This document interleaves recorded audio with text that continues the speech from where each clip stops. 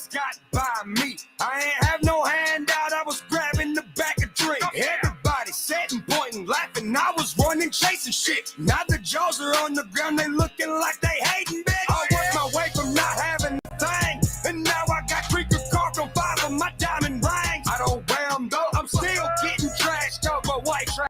I am. Little bitch, my sixes watch my every skin in Dixieland.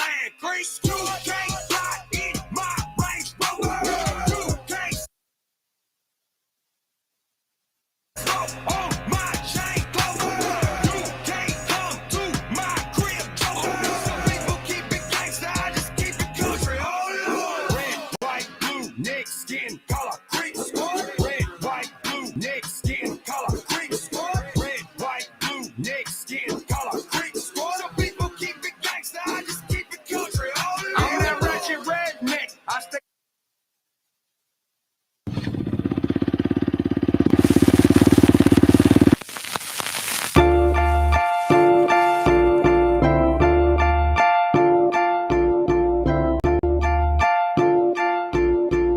Welcome to the Split Line Off-Road Podcast. Are you ready to go GNCC racing? Fans running to the fences, side by side. Boards gets a better line. Oh boy, we got wheel to wheel right here, string. Oh, and Stu Baylor right behind him. Russell gonna try to dive bomb down to the inside. No, can't get the line he wants. Duvall is in control. We open back up. Here comes Neil once again. He's going for the pass. Oh, the bumping going on.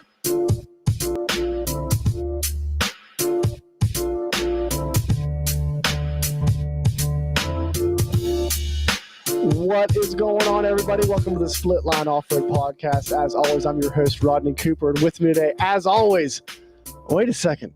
Where's Brandon? I don't see him. He'll be here in just a few minutes, guys. Don't worry. But in the meanwhile, we have a very special guest in studio. The one, the only, the myth, the legend, Doug Kirik. Doug, what is going on, man? Not much. Just getting put on a pedestal and hoping that I can live up to all these cool names that you're calling me. Do you like how I actually pronounced your name right? I know. I wasn't ready for it. Threw you a little bit off.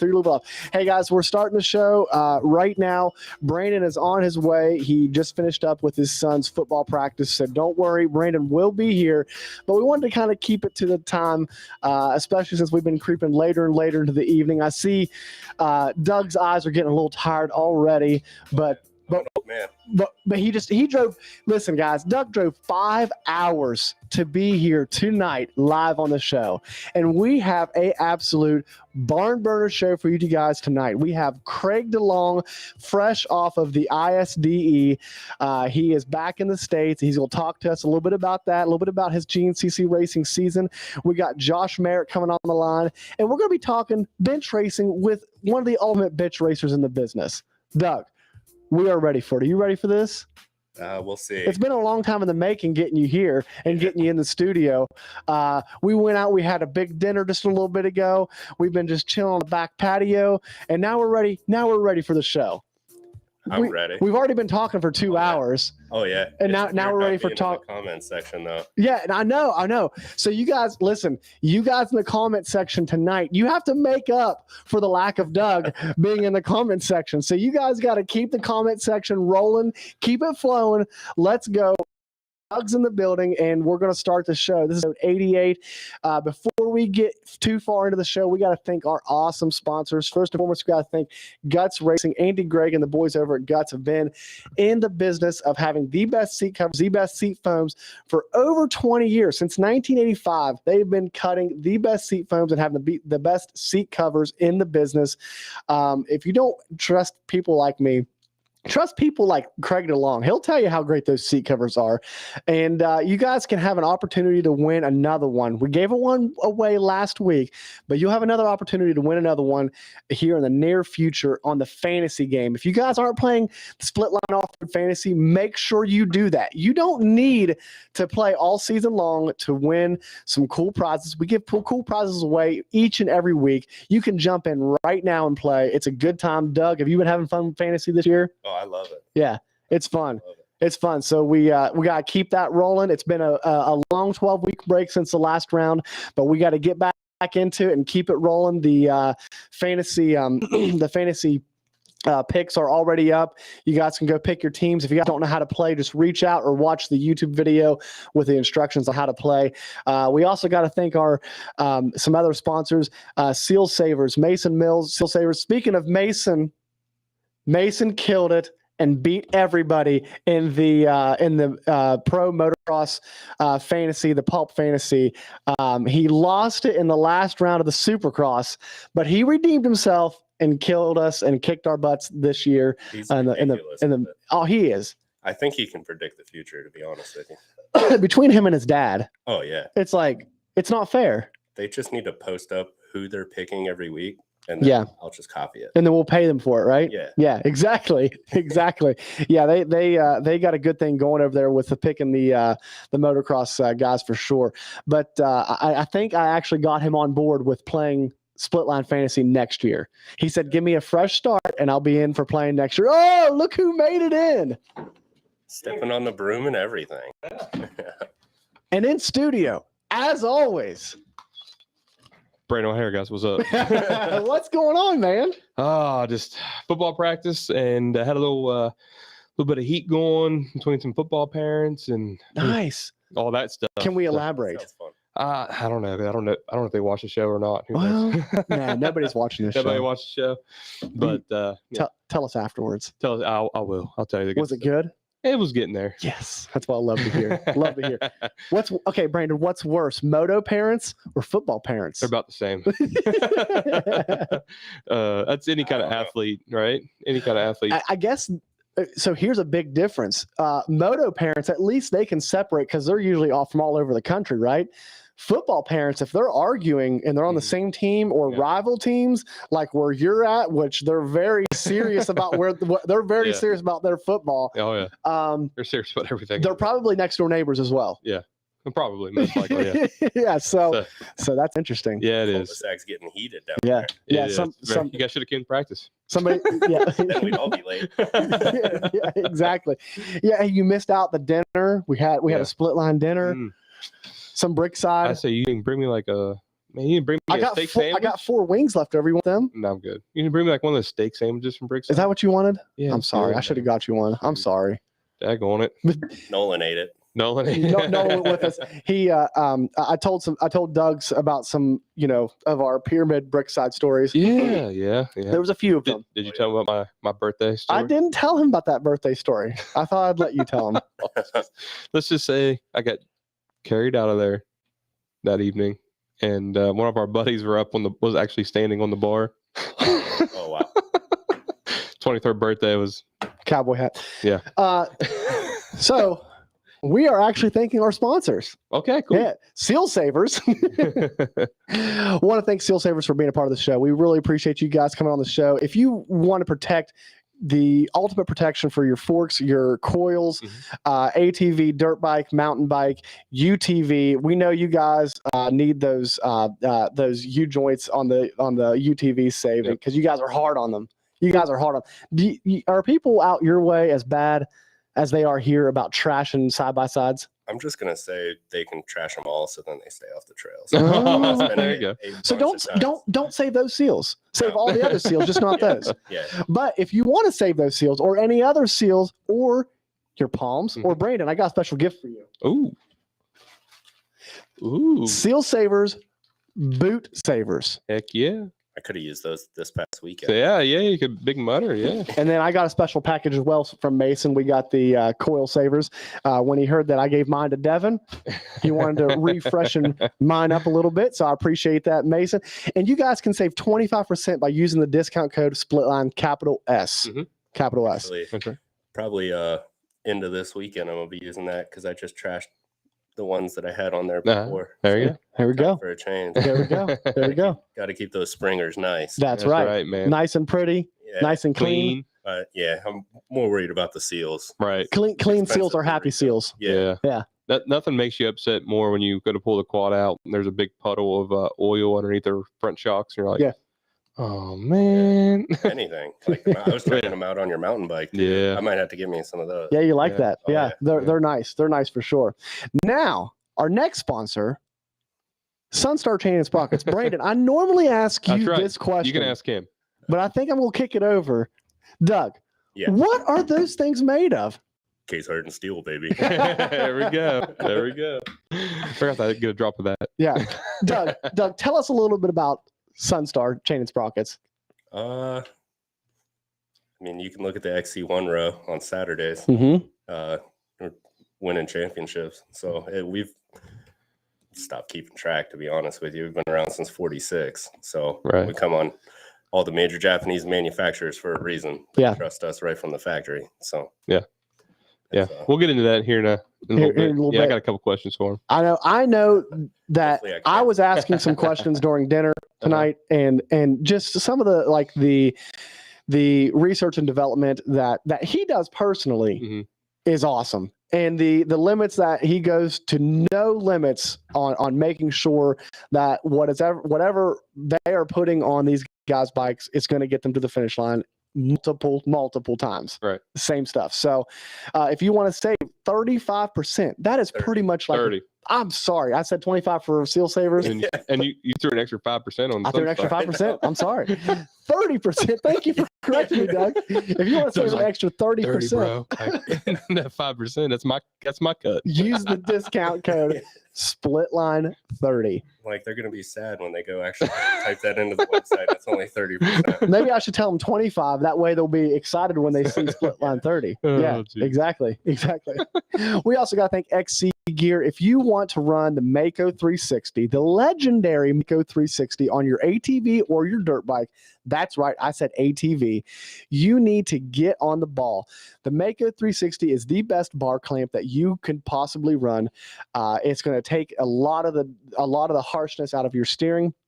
Doug's shaking his head. Yes, I think he knows from experience. Yeah, I run the Hammerhead on my mountain bike, and it makes a huge difference. Yeah. It really does.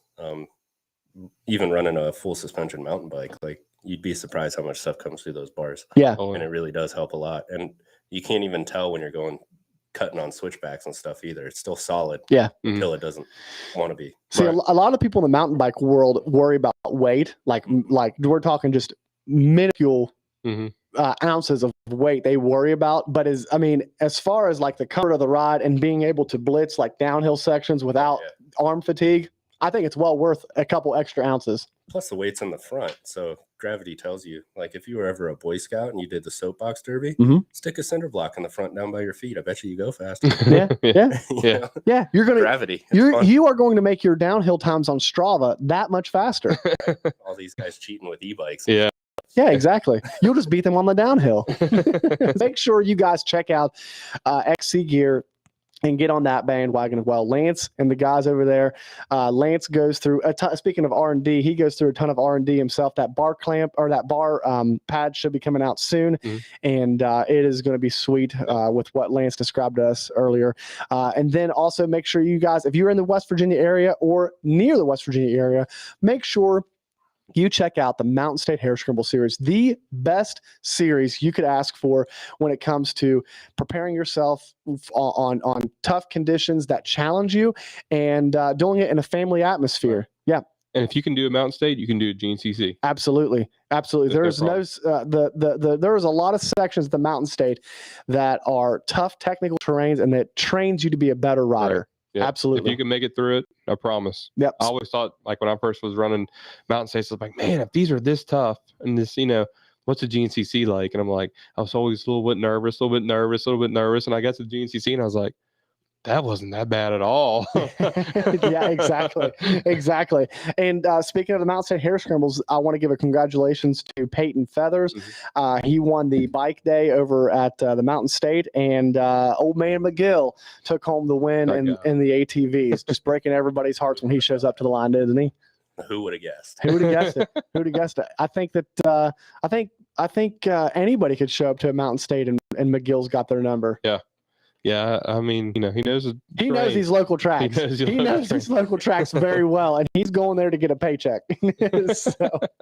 So Brandon, what do you think? We finally got Doug in studio. We finally got Doug in. That's awesome. Yeah, that's awesome. Yeah, it's cool to have Doug in studio. We were talking before the show and everything, and he was giving me some advice on how we could do some things better. And I told him, I said, we need a man behind the director, scenes. yeah.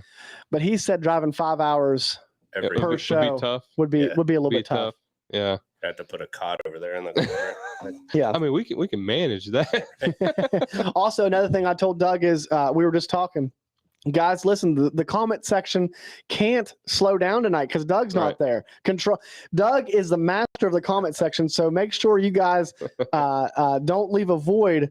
There's a irreplaceable object that's not going to be in the comment section tonight, but make sure you guys keep it tuned for for Doug's sake.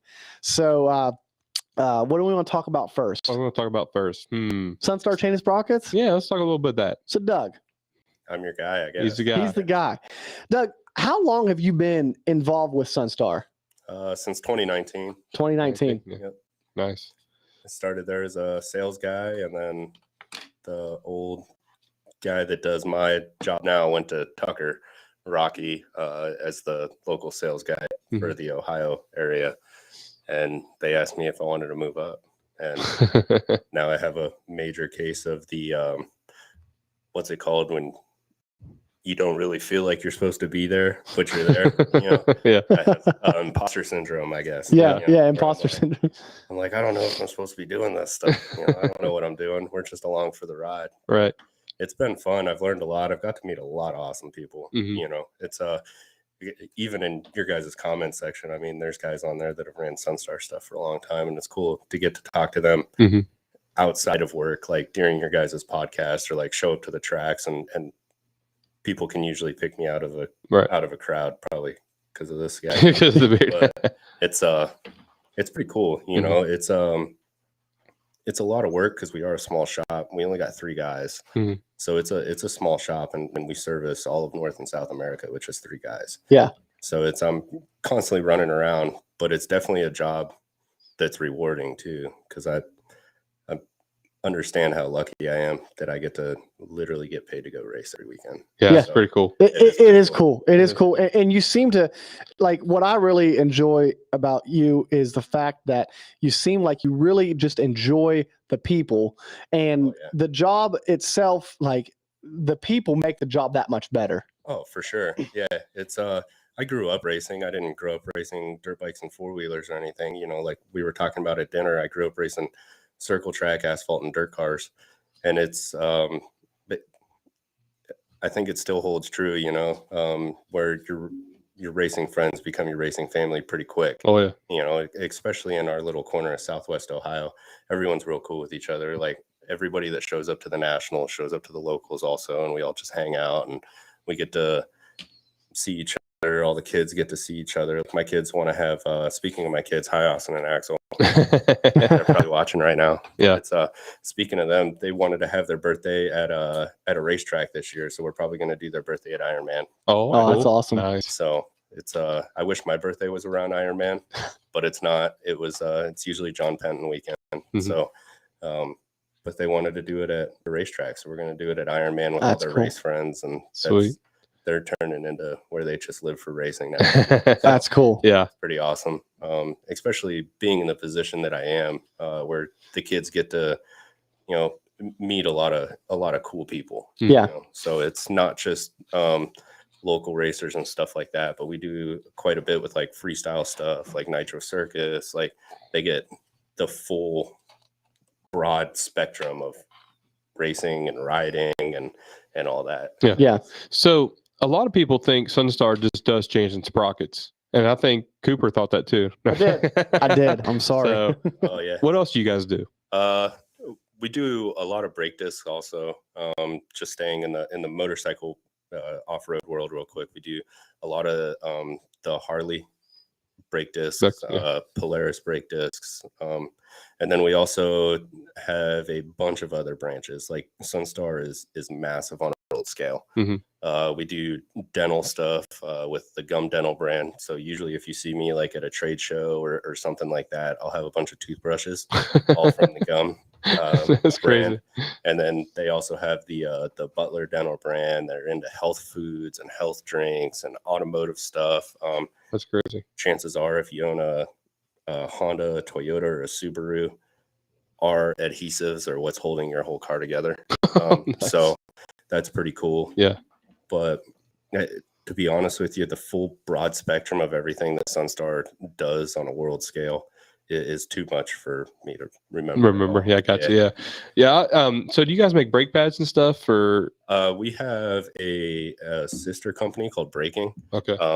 They do all our aftermarket side. They do all our aftermarket brake discs and pads and stuff like that. Cool. They're on a lot of stuff. Kawasaki runs them. Team Green runs them. Star Yamaha runs them. There's a bunch of different guys. Yeah, the Braking brand is ours also. Cool. So another thing I kind of learned kind of into this year was different chains for different terrain, like mud and sand and all that stuff. See, I really didn't know that too much. I just threw a chain on and ran it, you know what I mean? Yeah. So let's just say this week coming up, think it's gonna be a little wet. You would think? What do you think? I would say so. It's gonna be a little wet. I would say so. I mean, we've not had your typical August weather here in West Virginia, Right. and from the looks of things, We have. you're typically that. Really? That's in the 2 seasons I've been racing, I can count on 3 fingers how many dry races that I've had. Wow.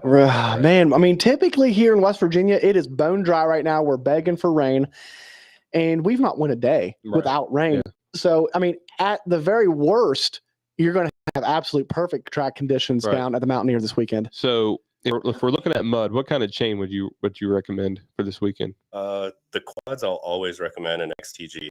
That's one that the vast majority of people like. That's what the vast majority of people that are running GNCC are going to run on their quads anyway. That's what I personally run. Is that what the pros run? Is that what Bryson and them run? Yeah. Okay. We usually recommend that just because of how low the chain is to everything. You're going to hit rocks. It's a fact of racing. Right. So the XTG is a little bit stouter. We usually recommend that. On the bike side, we still have, if it's nice and dry, you should be able to get away with the MXR1, which is a little bit lighter weight. It's non-sealed, but it's not going to last nearly as long as what like a normal sealed chain would. We had a lot of guys switch over to our EXR1, which is it's a real lightweight sealed chain. And then your typical XTG, a lot of guys like that also. So yeah, okay, there you go, guys. If you're ever wondering, tips. if you're like a nerd like me, I like to learn that stuff. Like I never really thought about it, like sealed, unsealed, when to run, lightweight, heavyweight, whatever. with the Sprint Enduro series, I would honestly probably look at the EXR1 for what you're doing, because you're not gonna.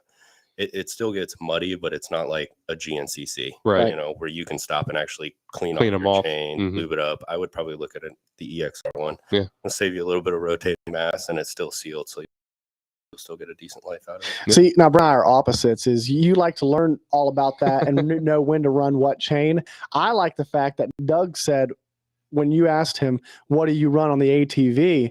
he said, "Always with something." Because I don't like to do stuff like that. I just want to put a chain on, know that I'm going to get to the finish line and not have to worry about it. And that's one thing you don't have to worry about with Sunstar. You're not a true rider then. You got to know your bike. You got to know how to treat it. No, I know how to treat it, but I think I want to know. You mean just don't ride it? Is that what? It looks like it's been ridden. That's the important thing. That's Thank probably you, because Doug. he hasn't washed it since the last time I drug him out. Have you washed you? Wait, time out.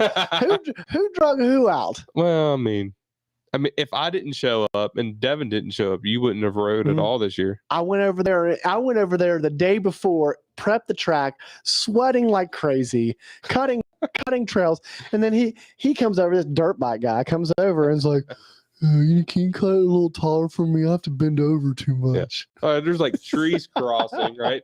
And they're ducking on their quads, and I'm like up here on a dirt bike, like, dude, what do you want me to do? Like, That's honestly like I love muddy conditions because I'm heavier, so I get all the traction. right?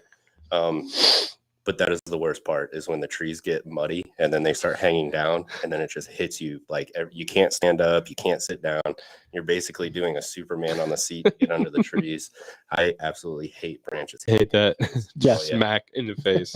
I had a nice like bruise right here where I ducked one and I came back up to look, but I didn't see the second one. It whacked me right in the face. Right. What I hate is I didn't have goggles. What I hate is when someone else goes through and you're like, it looks clear, and then all ones just smack you right back in the face. You're like, son of a. It's like when you're hunting with your dad and you're a little kid and he's walking through it and you're just following him and it's just like, wow. Know all about that.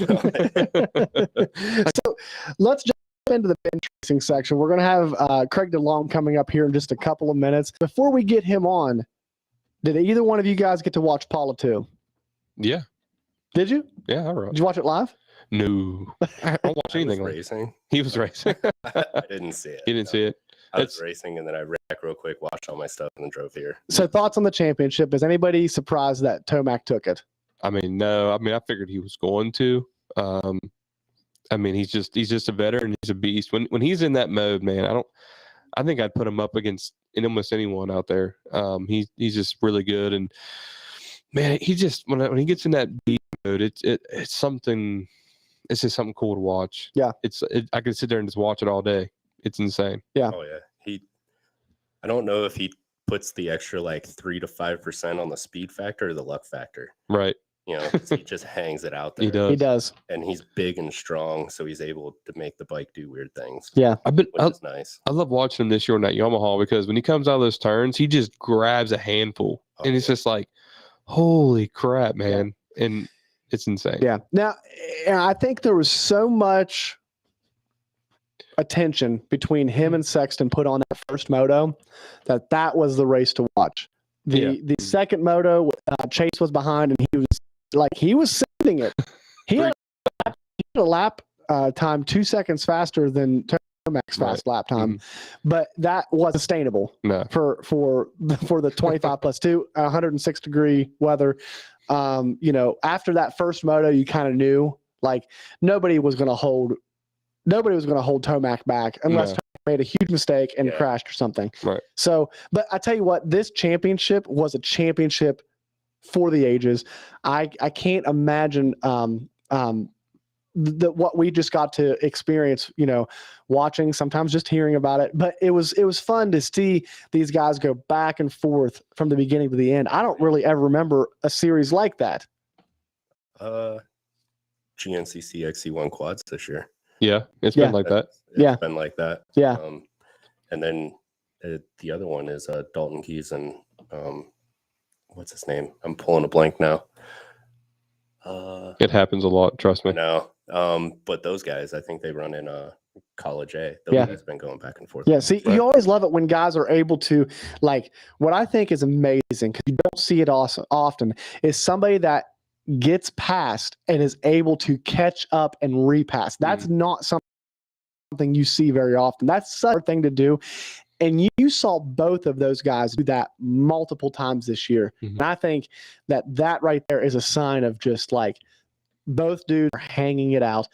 And I feel privileged to get to watch it this year. And I think that it's awesome to see Tomac go on top because he's likely not going to be racing the he never said anymore. He was acting like it was going to last, but he really said it was. He's going Supercross only next year. There's no way. Sure. I don't, because the thing is I think that he feels like he really had to put in the work for this championship, and he said, I did not want the new generation to take me out. Oh yeah. So I don't think he's going to put it up. I don't think he's going to risk even it again. for the extra 10 mil. I mean, No. Okay. No, because if you think about it, Sexton got a taste this year, Well, and he's going to put in the work. yeah. Yeah. Dude, I would not be surprised if he doesn't go super hard in Supercross. And he does go after the outdoor title next year. Right. He was extremely fast all year. Yeah. And he's got that number one plate in his mind. Oh, yeah. And Supercross, I feel he's a little bit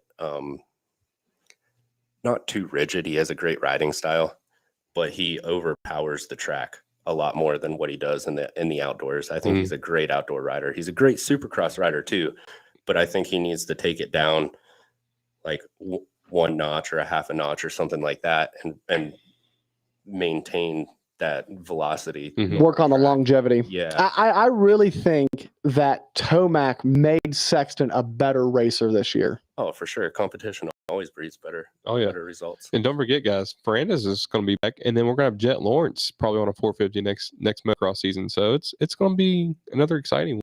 Yeah. Oh, yeah. Somebody has to fill Roxon's spot. Yeah. Right. Yeah. Might as well be Absolutely. Jet. Oh, yeah. Did you hear where maybe Kenny might be like going to like HE, like different team?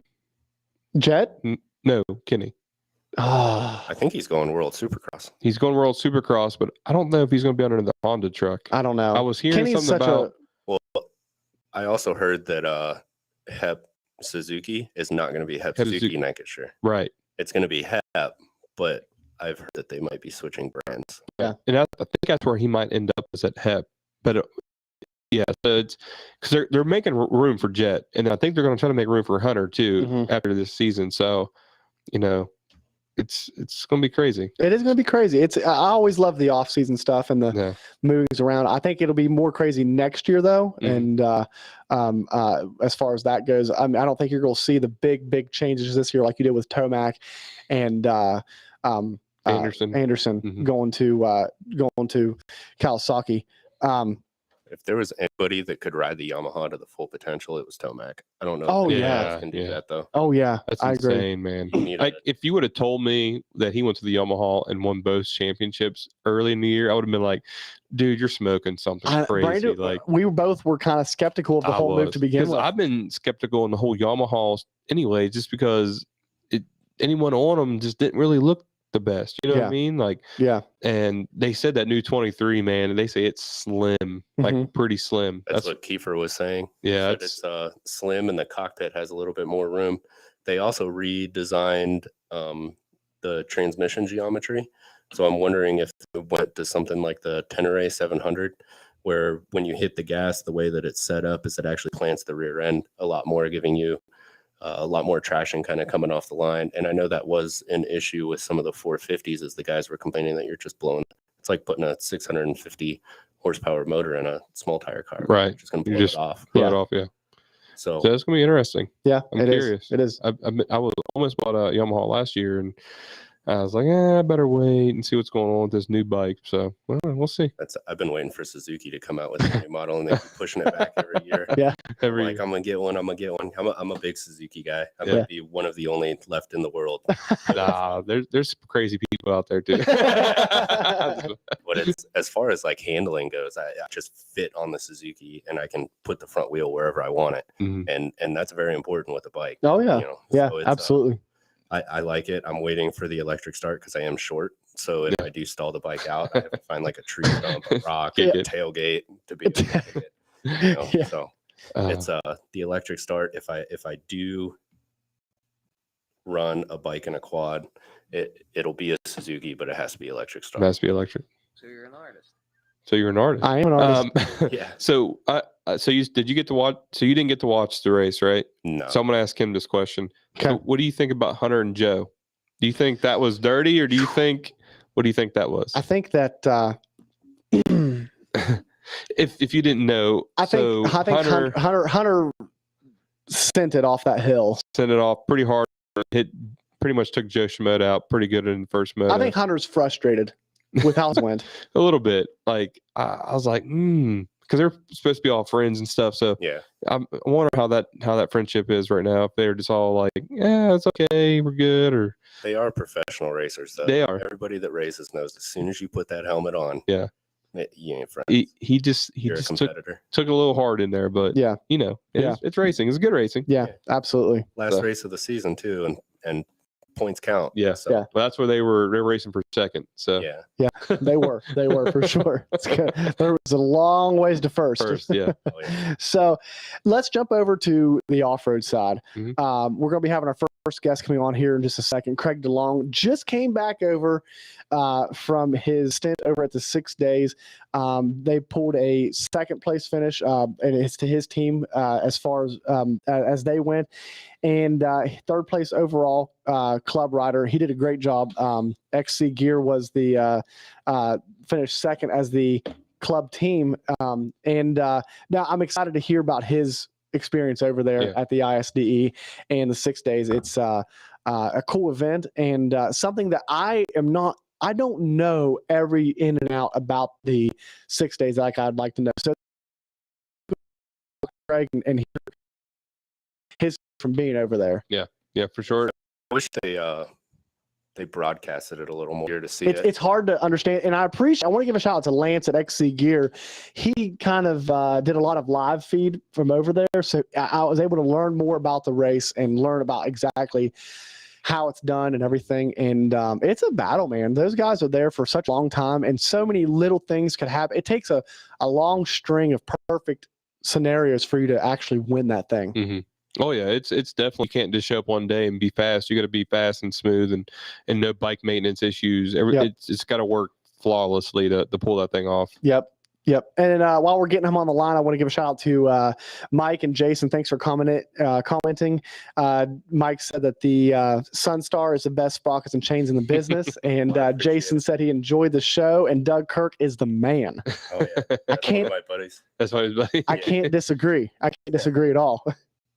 So we're gonna call Craig now. Get him on the line. Calling him up.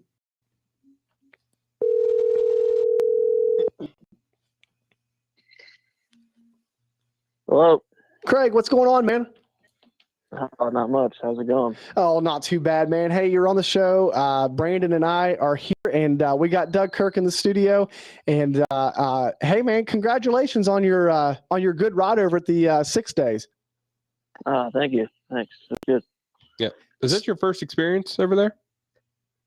Yeah. That was my first 6 days. So walk us through the experience, because none of us in this room has been over there. So take us through that. It was challenging, that's for sure. It's just 6 days of racing. So I was in the C2 class, so that's like a club rider. So I guess it's anyone can qualify to go, and they'll be on a club team. So I just went. That was my first year, or first time. So that's what they put me on, and so yeah, I qualified, and they put me on the club team, and show up there, and so they start you based on your class and on the club team and your last name for the first day, and then after your position for the first day is where you start the rest of the week. So the first day was kind of challenging because I was back with. I started with some guy that was. He just said he just turned 51 years old, and this was his 10th 6 days. Oh my gosh! So like to me being my first, so the first day was kind of challenging, but after that it was good because I moved up a bunch and was able to start up front and kind of be with the faster guys. So but yeah, it was just long days. We started it was 8:30, 8:50 or something. And the first 2 days, day 1 and day 2 were the same track. We just did them 2 days in a row, and they were both 180 miles. And then day 3 and 4 were 160, and then day 5 was like 165. So not a lot of actual racing time. We like only raced for probably, I think it was like 35 minutes, which really isn't a lot, but just a lot of time like transferring and ride miles like just all day. So Um, So you, but other than that, it was a lot of fun. so you rode 180 miles in one day? Yeah. Holy Yeah. crap! I don't even like doing that on my Harley. Right? Like, were you like stuck in like a position? Like, I mean, I know you ride a lot, anyways, but man, that's a lot of miles, man. Yeah, that was the most I've ever done in one day. That's for sure. And it wasn't too bad. It was a lot of trails, so you're kind of moving around a good bit and not just sitting still like riding down the road. So it could have been worse, but it was actually a lot of fun. If it was a lot of dirt road and actual pavement road, it wouldn't have been as fun. But the trail was really good, so it didn't seem as long. Yeah. Nice. Yeah, man. Walk me through, like, racing in a different country. Like, what was the challenges you dealt with? That was like the jet lag and the time change. Was that a problem for you guys? What about the food? Stuff like kind of outside of the race itself. Were those challenges you had to face, or were those things not too bad for you? I didn't really struggle with the time change too much. I did have to take some melatonin a couple nights just to make sure that I could fall asleep. I had a hard time falling asleep, but once I was asleep, I was okay. The food was okay. I mean, it wasn't terrible, but I wouldn't say it was great.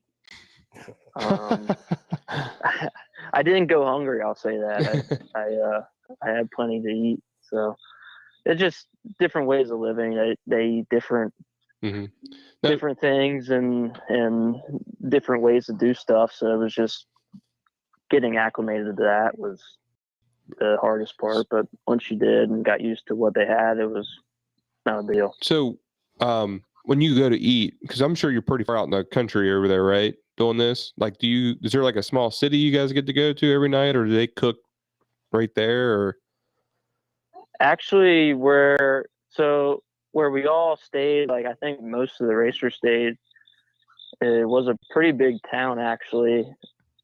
I wouldn't say it was like Morgantown size, but it was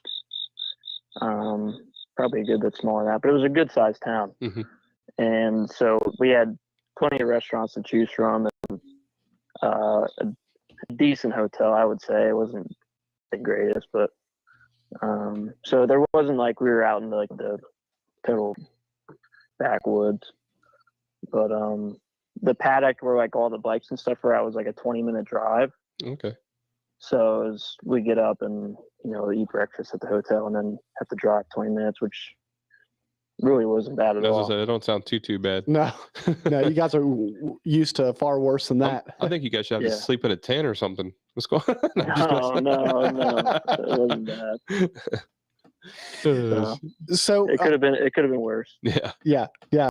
So walk us through like the day to day. I know you guys race the longest races that you could imagine. Like 3 hours of GCC racing is a toll, but I think that like just every day for 6 days straight, what kind of a toll does that take on your body?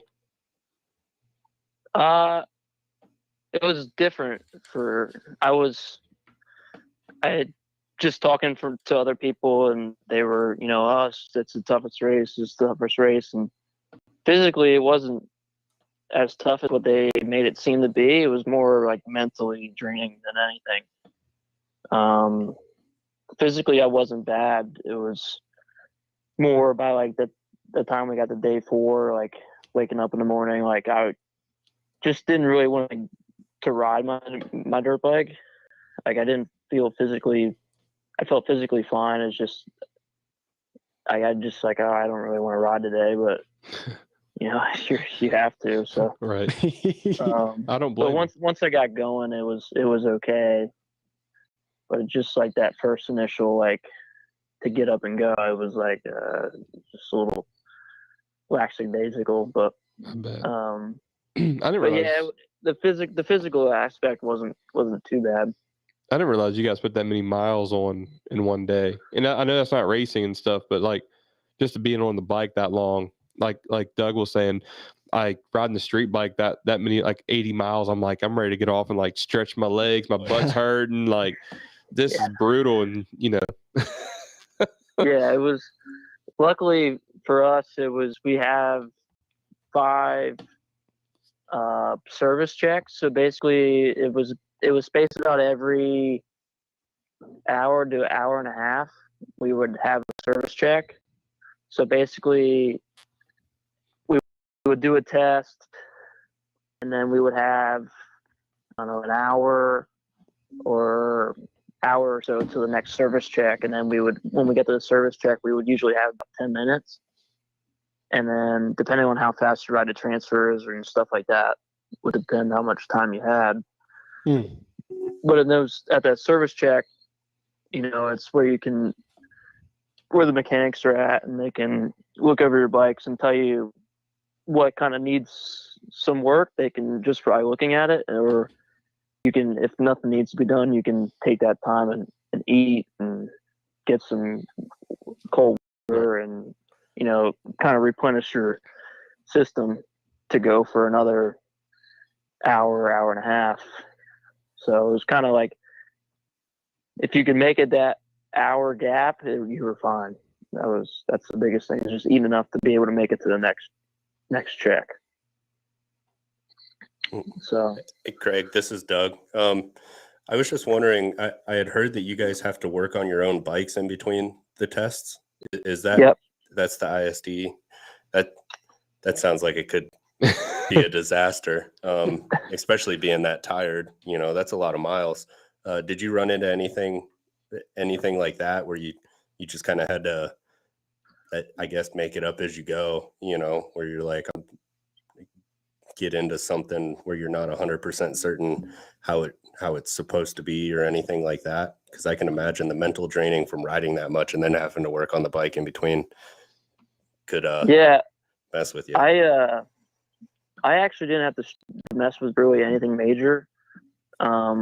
Luckily my bike was solid all week long. I didn't even change brake pads. I just the only thing that I had to do was change tires and air filter, and that was pretty much it.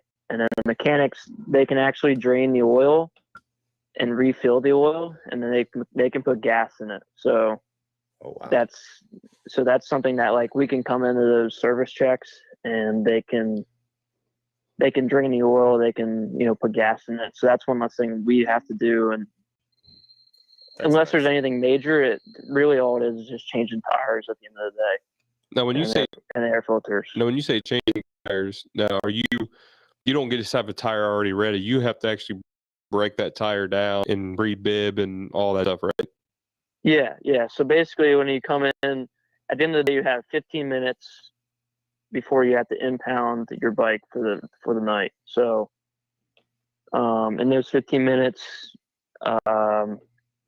basically change a front and a rear tire, air filter, and, you know, go over your bike and see if anything needs to be done, like, for the morning, because in the morning you have 10 minutes to look it over before you start the day. So whatever you don't finish in that 15 minutes, you have to finish in the 10 minutes next morning. I would never get the ride. Yes, and if you're late, so basically you have to check into the 15-minute work period, and you have to be, like, checking into the impound. You know, you have to be on time in that 15 minutes. So it's not like you have 15 minutes to work on your stuff, and then, like, when that 15 minutes is over, then you impound it. It's like you have to get it all done within, like, 13 minutes, and then you have 2 minutes to, you know, put your helmet on and then ride to the impound. Oh, wait. So what if you don't get the tires finished? Then that's something you got to figure out how to get to. Is that something that you practiced before you went over there? Is how to change a tire that fast? I know I could never do it. I couldn't do it. So no. So we use there's a not a special, but there's a good tire changer out there that helps out a lot. It's called a Rabiconda. Mm-hmm.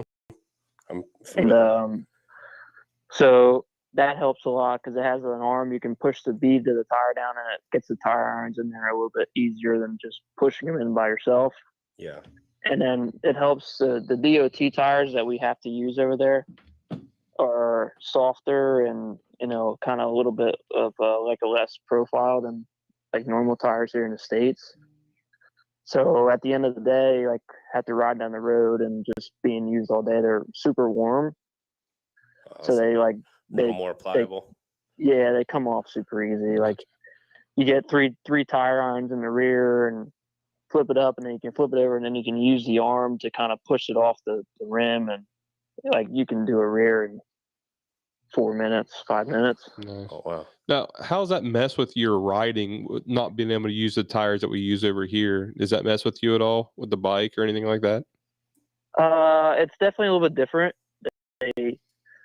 Just the way they stack the knobs, like on the rear tire, you can't lean it over as much as you can, like as to say like a Dunlop 33 or an 81 rear. Like you have to keep the bike kind of upright more because the side knobs there's probably about half of the side knobs on the DOT tire compared to the regular one. So it's just riding with them enough and then getting used to them. That's the biggest thing. And I had about 3 weeks on them before I went, so I was used to them and had enough time on them to know what I could get away with. That's the biggest thing.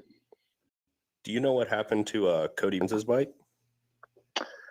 I believe it was something electrical, just something that was maybe, I'm not sure if it was overlooked, but I think it was a lot simpler than maybe what was led on to be, because it was one of those things where he didn't get it to the service area. Like he was trying to get to the service area where the mechanics were at, and they could kind of help him and run him through some things, but it kept dying before he could get there. And by the time he got there, the battery he had killed the battery just by trying to get the start. So the junior teammates, they all rode together that first day, so they were helping him, pushing him or trying to bump start him and get it going, and he just didn't get it far enough. Yeah, because and by that point he had houred out, or actually it's 30 minutes. If you're 30 minutes late, then you kind of technically out of the race. So Gotcha. We had something similar to that out west. When you do the rallies, you had to check in at a certain time, otherwise you were just done. Yep. So it's one of those things where you gotta stay on it pretty much all week long. Yeah, sounds exciting, crazy week over there. Yeah. So I guess my next question is so now you're back in the States. You're back to getting ready to run the next GNCC race, which I think it's kind of crazy that you guys, we have this long summer break, then you guys go to the 6 days, and then like as soon as you come back, you have like almost just barely a week before you get back into the full swing of the GNCC. Like you're right now in a battle for potentially finishing on the podium of the overall. So I'm sure it's a lot for you to come back to your normal racing series and get your head back in the game and back wrapped around like what your job is. Yeah, it's definitely it's a busy end of the year, that's for sure. Yeah. Because I was in France for 2 weeks. I come back, and I got back yesterday afternoon. We had a little bit of issue with plane flights, and we missed a flight, so we kind of got delayed a day. But so yeah, we got 4 days here at home, and then we're in Beckley, and then actually with the National Enduros, 9 weeks straight for the next couple months. But Wow. Oh man. but it is what it is, but I'm excited. I'm really excited, ready to go. Obviously, this last week, Trevor had an injury. Yeah. And it's another person that's not going to be lining up, which it sucks. It's never good to see, and I wish him the best. And but I'm really excited just to get this going, and the last couple months I was in North Carolina riding with Johnny and Thad and Trevor at Caleb's place, and I'm ready to go. I did my work before I went to 6 days, and I had a decent running at 6 days, so I'm excited. Yeah. How are we feeling about the Mountaineer the terrain and stuff? How are we feeling about that? I like the rocks. I grew up in Pennsylvania, and I rode a lot of rocks growing up. So, I had one there in XC2. So I'm at the place. It is technical, and it is kind of, I think one of my stronger points is a more technical, not slower pace, but more precise track. Something that kind of maybe plays into my favor, which is always beneficial. Yeah. So this whole season has been, I feel like, a really great season for you. Do you feel like it's been a learning experience? I know it's kind of been a crazy season, unfortunately, with all of the injuries. You just mentioned Trevor, and we're really, thoughts and prayers with him to get back healthy. Is there a Rookie of the Year for Junior CC? There should be, because I think you'd win it. I mean, I don't see. I think you should as well if there is. I think I'm the only one, so I guess I might win by default. Tag on. Well, but, hey, I mean, you're having a good season. I mean, rookie of the year, and likely also to finish in the top three of the whole series. I mean, dude, for your first year, and you've been able to, stay in the race all year long, and then not only just be there, but you've actually been finishing up there in those top positions. So, I mean, it's been a heck of a season for you. Yeah, thanks. It's I am happy with it, but I feel just, I don't know if it's a racer mentality or what, but I feel like some races I feel like I left some on the table with my results, just whether it was poor race management or something like that along the lines.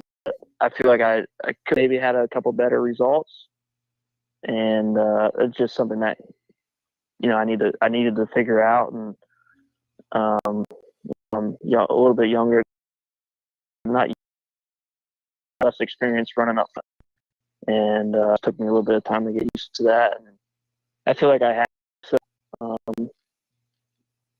it's just something that just takes time, and excited for the last couple. I feel like I have maybe a little bit to prove, just because I feel like people are saying that this year has kind of been like an outlier, just because everyone's kind of been hurt, and people are doing better than they normally do, just because the competition isn't really there, which it isn't, but you have to be healthy to. I was gonna say, you have to be at the races to be in it. That's for sure. Oh yeah, you got to finish first, you have to finish first, man. Yeah.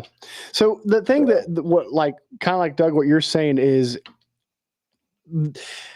a rookie, you would think most of the times would try to push too hard and end up pushing that envelope and end up making mistakes. But Craig, you've been racing what I would classify as a very like a veteran type season. I mean, you when you don't see, it doesn't look like you're riding over your head in any situations. It looks like you're under control and you're learning a lot, and you've just been pushing yourself to the limit, but not over that limit. Yeah, it's just, to be honest with you, it's kind of how I've always been. It's, I've been working on pushing past that limit, actually, just trying to get more comfortable to do that. Just ever since I was years old racing, I was always the conservative, slow and steady, so be it, like the guy that wouldn't hit the ground. And it's something that, not hitting the ground, but something that, pushing past your comfort zone and, try to ride that edge more. It's something that I've been working on and trying to do more, just because that's how you go to the next level. Yeah. And I feel like once I do that and I figure out that speed and I can get comfortable at it, that'll be just there. Right.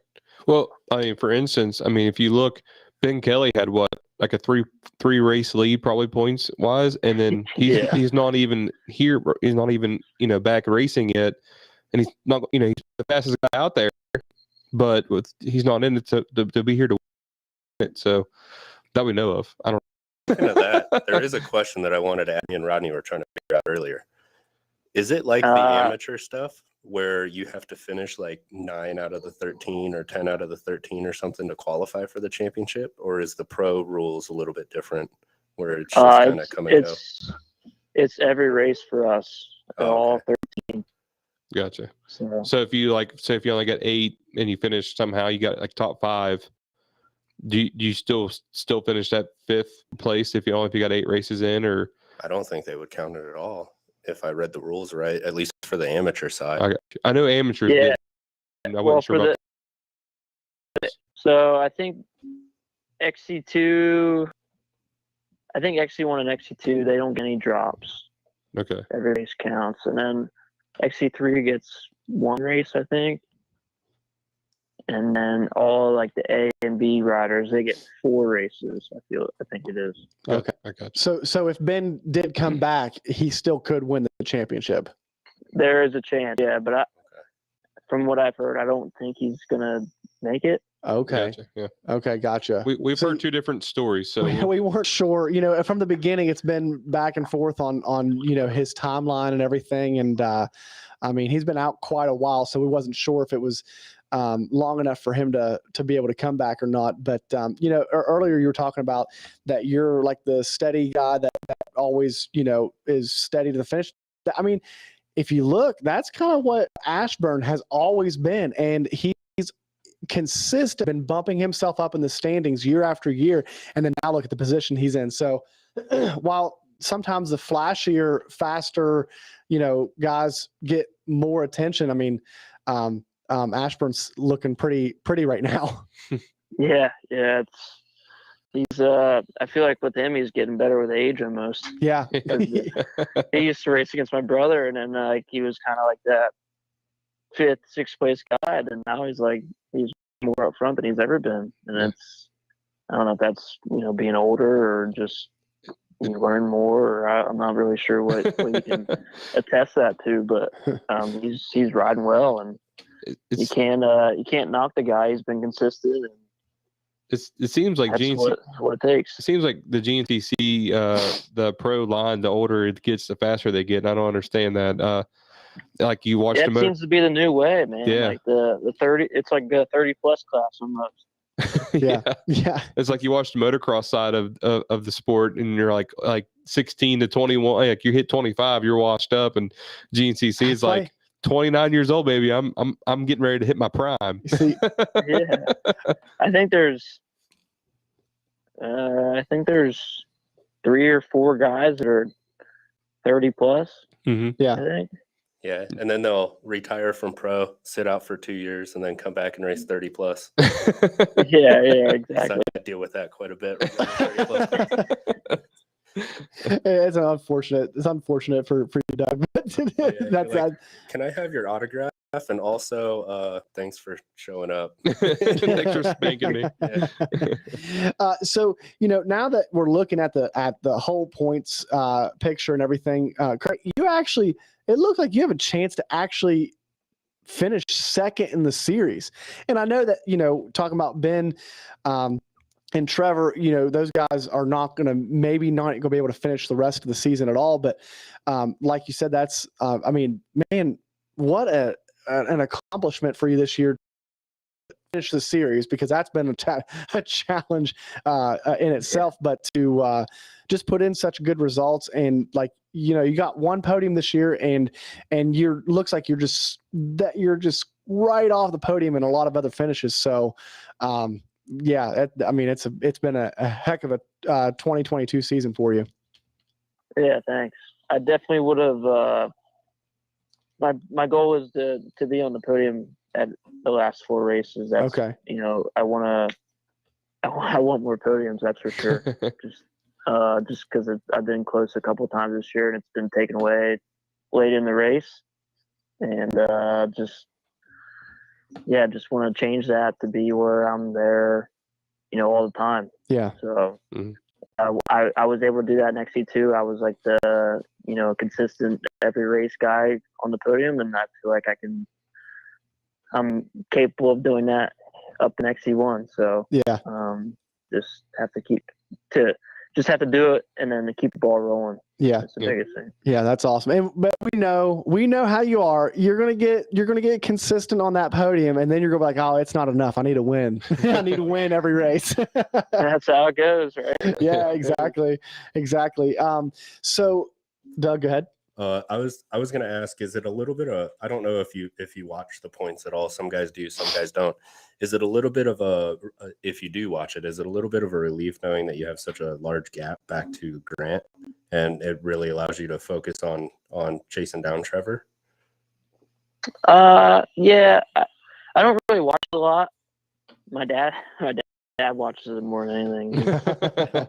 He's kind of crazy, but but yeah, it does, but it doesn't. I mean, it's never good to think about what's behind you, but knowing that you have a little bit of a gap it's a little bit of little assuring. But still, I mean, the goal is to race forward, and there is an opportunity. I'm still on the outside looking in. I still have a chance of actually winning the whole thing. Like if I can get a little bit of luck on my hands with Jordan, like there is a small chance, but. Hang on a second. Let me look at that. I'm pretty sure. I don't They're all know, looking at the table right now. They're like, "Oh boy!" Oh yeah. I mean, it's very possible. Yeah. I Very mean, I guess yeah. It's big, but there is a chance Mathematically, that it's possible for sure. it could get close. Yeah. And we are racing in the woods, so anything can happen at any point. Man, So, the biggest thing is I gotta try to try to be Jordan foremost, and Mhm. obviously try to get as good as position as I can, and just to be up there. And I feel like I can be the podium guy. Mhm. That's the biggest thing. So has Husky ever won the GNCC title? No, I don't think so. Just a national enduro title with my brother. So no matter what, Husky's probably winning this thing between you and Jordan. Yeah, there's a good chance. So that's pretty exciting, and no matter whoever does it, that's pretty exciting for the Husky side of things, I think. So I ride a Husky, so I'm like, yay, it's good. Yeah, it is good for the brand, that's for sure. They've been not overshadowed, but KTM's always kind of feel like had the upper hand, and it'd be good to have white flag on top. That's right. yeah, absolutely.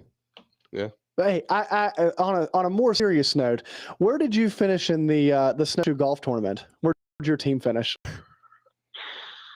Not very good. I want to say we were, I can't remember, maybe 5 under, Oh, okay. 7 under, something like that. Yeah.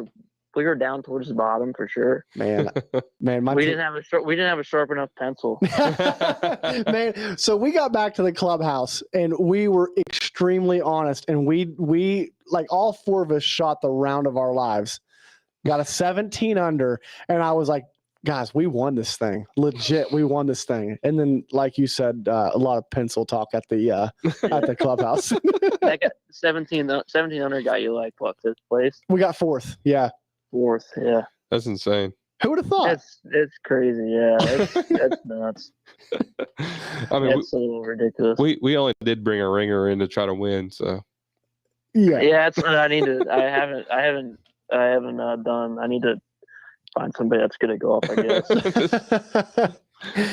Yeah, we may have had a little bit of a competitive advantage, but we lost. we still lost. We still lost. Didn't even podium. I don't even know the people that won. I don't know. I know that you're not going to win that, so I just go and have fun. Yeah, no. All I know is I looked at the scorecard and I saw 2 pars and like a score of like 21 under, and I was like, how is that even possible? Yeah, I was happy just the par hole. With the 4 of us, I was we were satisfied with that. With a couple Yeah. birdies, that was good. Yeah. Hey, you know that par 3 hole with the side by side on the line. I landed legit 2 feet away from the hole. I was so close. Never have gotten a hole in one in my life, but I was like, if there was ever a time, that should have been it. Oh, I did have a little bit of claim to fame. I did win the closest to the pin. I got 2 Dunlop tires. Oh, nice. did you? Nice. Yeah, that was my claim to fame for the day. Nice. At least you can use them, right? Yeah, I was like, this is good. I don't have to pay for these. Good thing they're not Michelin or anything, right? Because you probably Yeah, couldn't. You're like, oh, what am I going to do with these guys? I can't put these on my bike. Oh, shoot. Well, Craig, we're going to let you go, man. We appreciate you coming on the show tonight. We know you got probably a lot of sleep to catch up on, a lot of rest to catch up on, and get ready for the Mountaineer here in a couple days.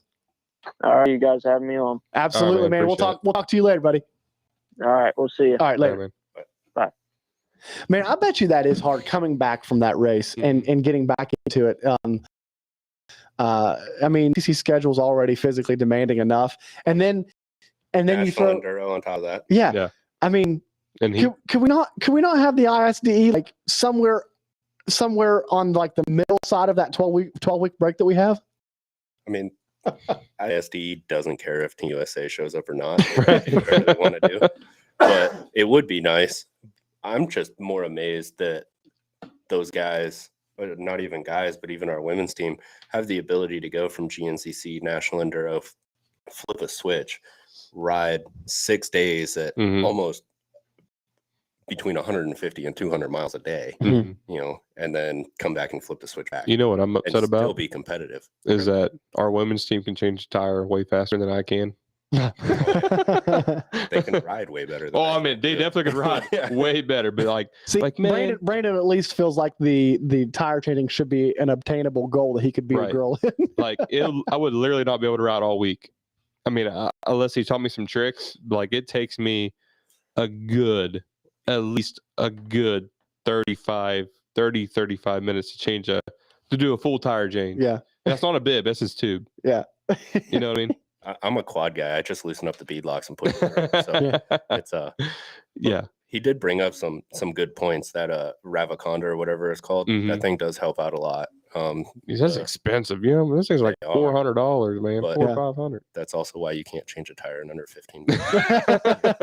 But it's I've looked into those it. as well as the different sidewalls being more pliable. When all that stuff helps. Yeah. I should bibs myself. Yeah.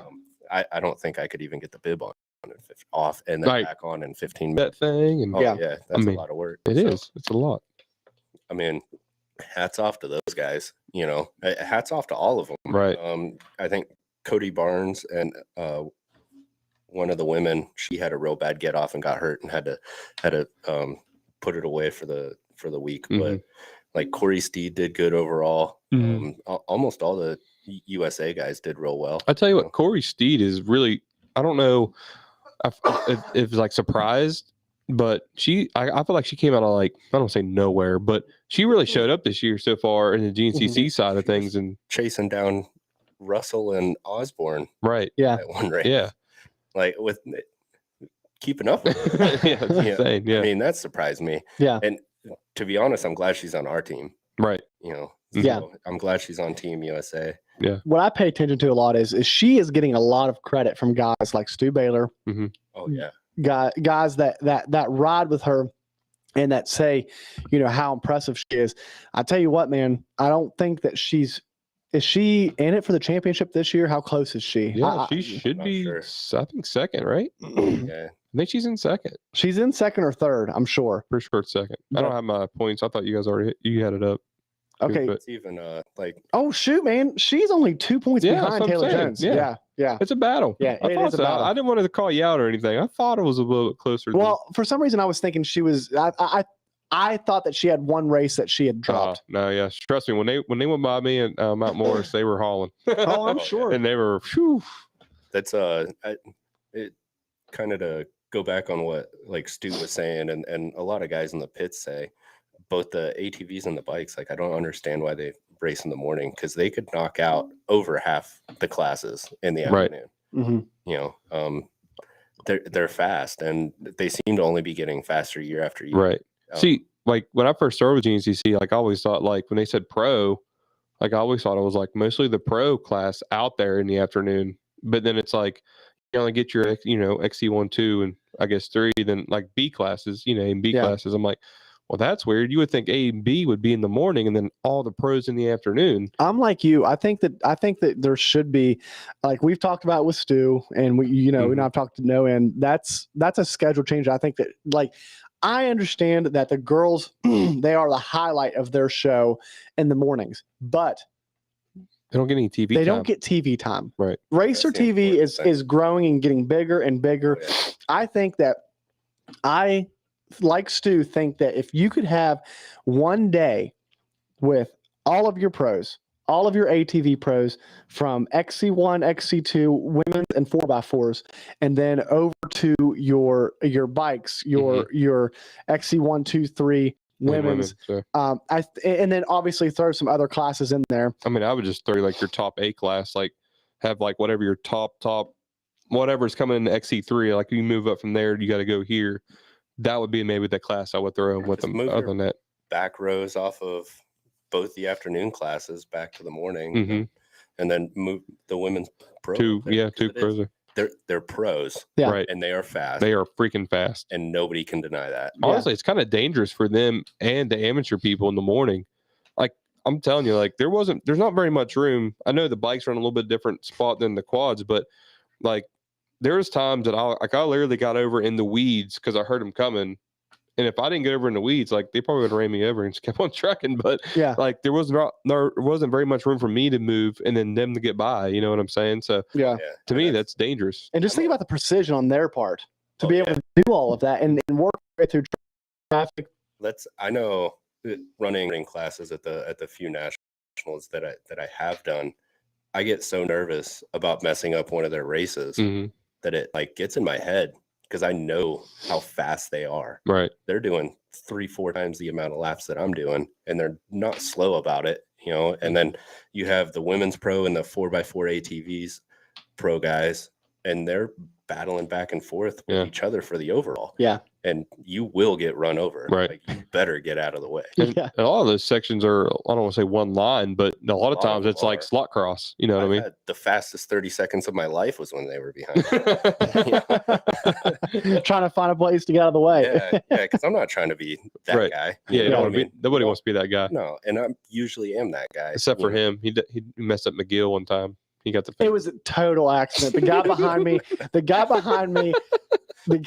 me was wearing the same gear, had a red ATV and or a red Honda, and I thought for sure that it was him. You didn't hear him yell, "Hey guys, you scared me." Right? No, you scared me. He said some of those words, but just in different ways. Oh, yeah. Well, I can imagine. So while we need to go ahead and get our next guest on the line. Yeah. Josh Merritt. Oh, yeah. Brandon, what do you know about Josh? What do I know about Josh? Josh was one of our first pro. One of them? Oh, is the very first pro. The very first, and I know every time we have him on, we tout say this. that, Like he was the very first pro to ever come on this show. The coolest picture I've ever got at one of the nationals was at Big Buck on top of the hill with Josh Merritt. Doing like a one wheel around the corner. You can see our logo on the side of it. It was probably the best picture I've ever taken in my life. That's cool. You know what's cool about Josh, and I didn't realize until I started really kind of listening and getting around this, is how much he does for the GNCC ATV motocross for like a lot of the riders. I mean, I've heard people like, he gives parts or he puts bikes in his trailer and takes them and hauls them, and he does a lot, man. He does a lot. Didn't he even help our buddy in Canada? Yeah, I'm pretty sure. I think he did. Yeah, as well. I mean, just super cool guy. Yeah. I know he was injured at Snowshoe and wasn't able to race there, but he did race the Heartland Challenge. So we're going to call him up and talk to him a little bit while we're getting him on the phone. I want to give a shout out to Devin Masters. He wants to know when Doug would like that signed dollar bill this weekend or at the Burr Oak. We'll do it at the Burr Oak, man, so that then we can hang out. Yeah, there we go. Burr Oak. Devin and Doug. Devin and Doug. Double D's. Devin and The double Doug, Ds. the double D's are the ringleaders of the comment section. So the comment section is feeling the lack a little bit without Doug in the comment section Sorry. tonight. I'm still commenting back and forth. I see that. I see that. Saying to I see that. people. He's gone, but not forgot. That's right. That's Oh, yeah. right. That's right. So, hey, while we have you guys all here, make sure you guys play Split Line Fantasy this week. It's been 12 weeks. Yeah, come I get did- some. I had to Has it sit, been 12? if it hasn't, it at least felt like it. It for sure did feel like it. Brandon's gonna start counting. Take your shoes off, Brandon. Well, let's just say the last week of June to the second week of September. It's pretty close. Yeah. Yeah, it's been a long time. So I had to like reteach myself how to do all that. do all the handicaps and everything. Yeah, and then I was starting to catch my groove on that too, and then they went into summer break. Now I'm like, yeah. I know. So make sure you I guys lost play a this hot week. streak. If you don't know how to play, just hit us up or watch the YouTube video we have. That explains everything. Brandon Carter, he says that women ATV get no love, and we're gonna try to change that. They need to because they I fly. oh yeah. Yeah. I was going to Don't. We already went there last week with the corn. We can't go back there right Well, now. that's what it was. It was a corn. It was not a corn, banana. not the That's what- banana. How do you eat your Same- corn, Doug? He's a loose cannon. I don't know what to say. Everybody's got to have that one friend. We gotta have that Exactly. one guy. Exactly. What's up, everybody? What's up, going on, Josh? Josh? How are you, man? I'm doing great. How are you? Good. Are you still dressed up? Nope. So when Brandon, I didn't get to tell you this because I was texting Josh while we were on the show. Mhm. I feel bad. I kind of told Josh that he's gonna be live, so he got all dressed up, put on a tuxedo, It's probably one of those like this tuxedo shirts, tuxedo maybe. t-shirt, Yeah. Definitely. and underwear. Yeah. Yeah, What are The you wearing? GBC tuxedo shirt and hat, yeah, everything else. yeah. Exactly. So how you been, man? It's been a while since we got to talk to you. How's everything been going? Everything's been going really good.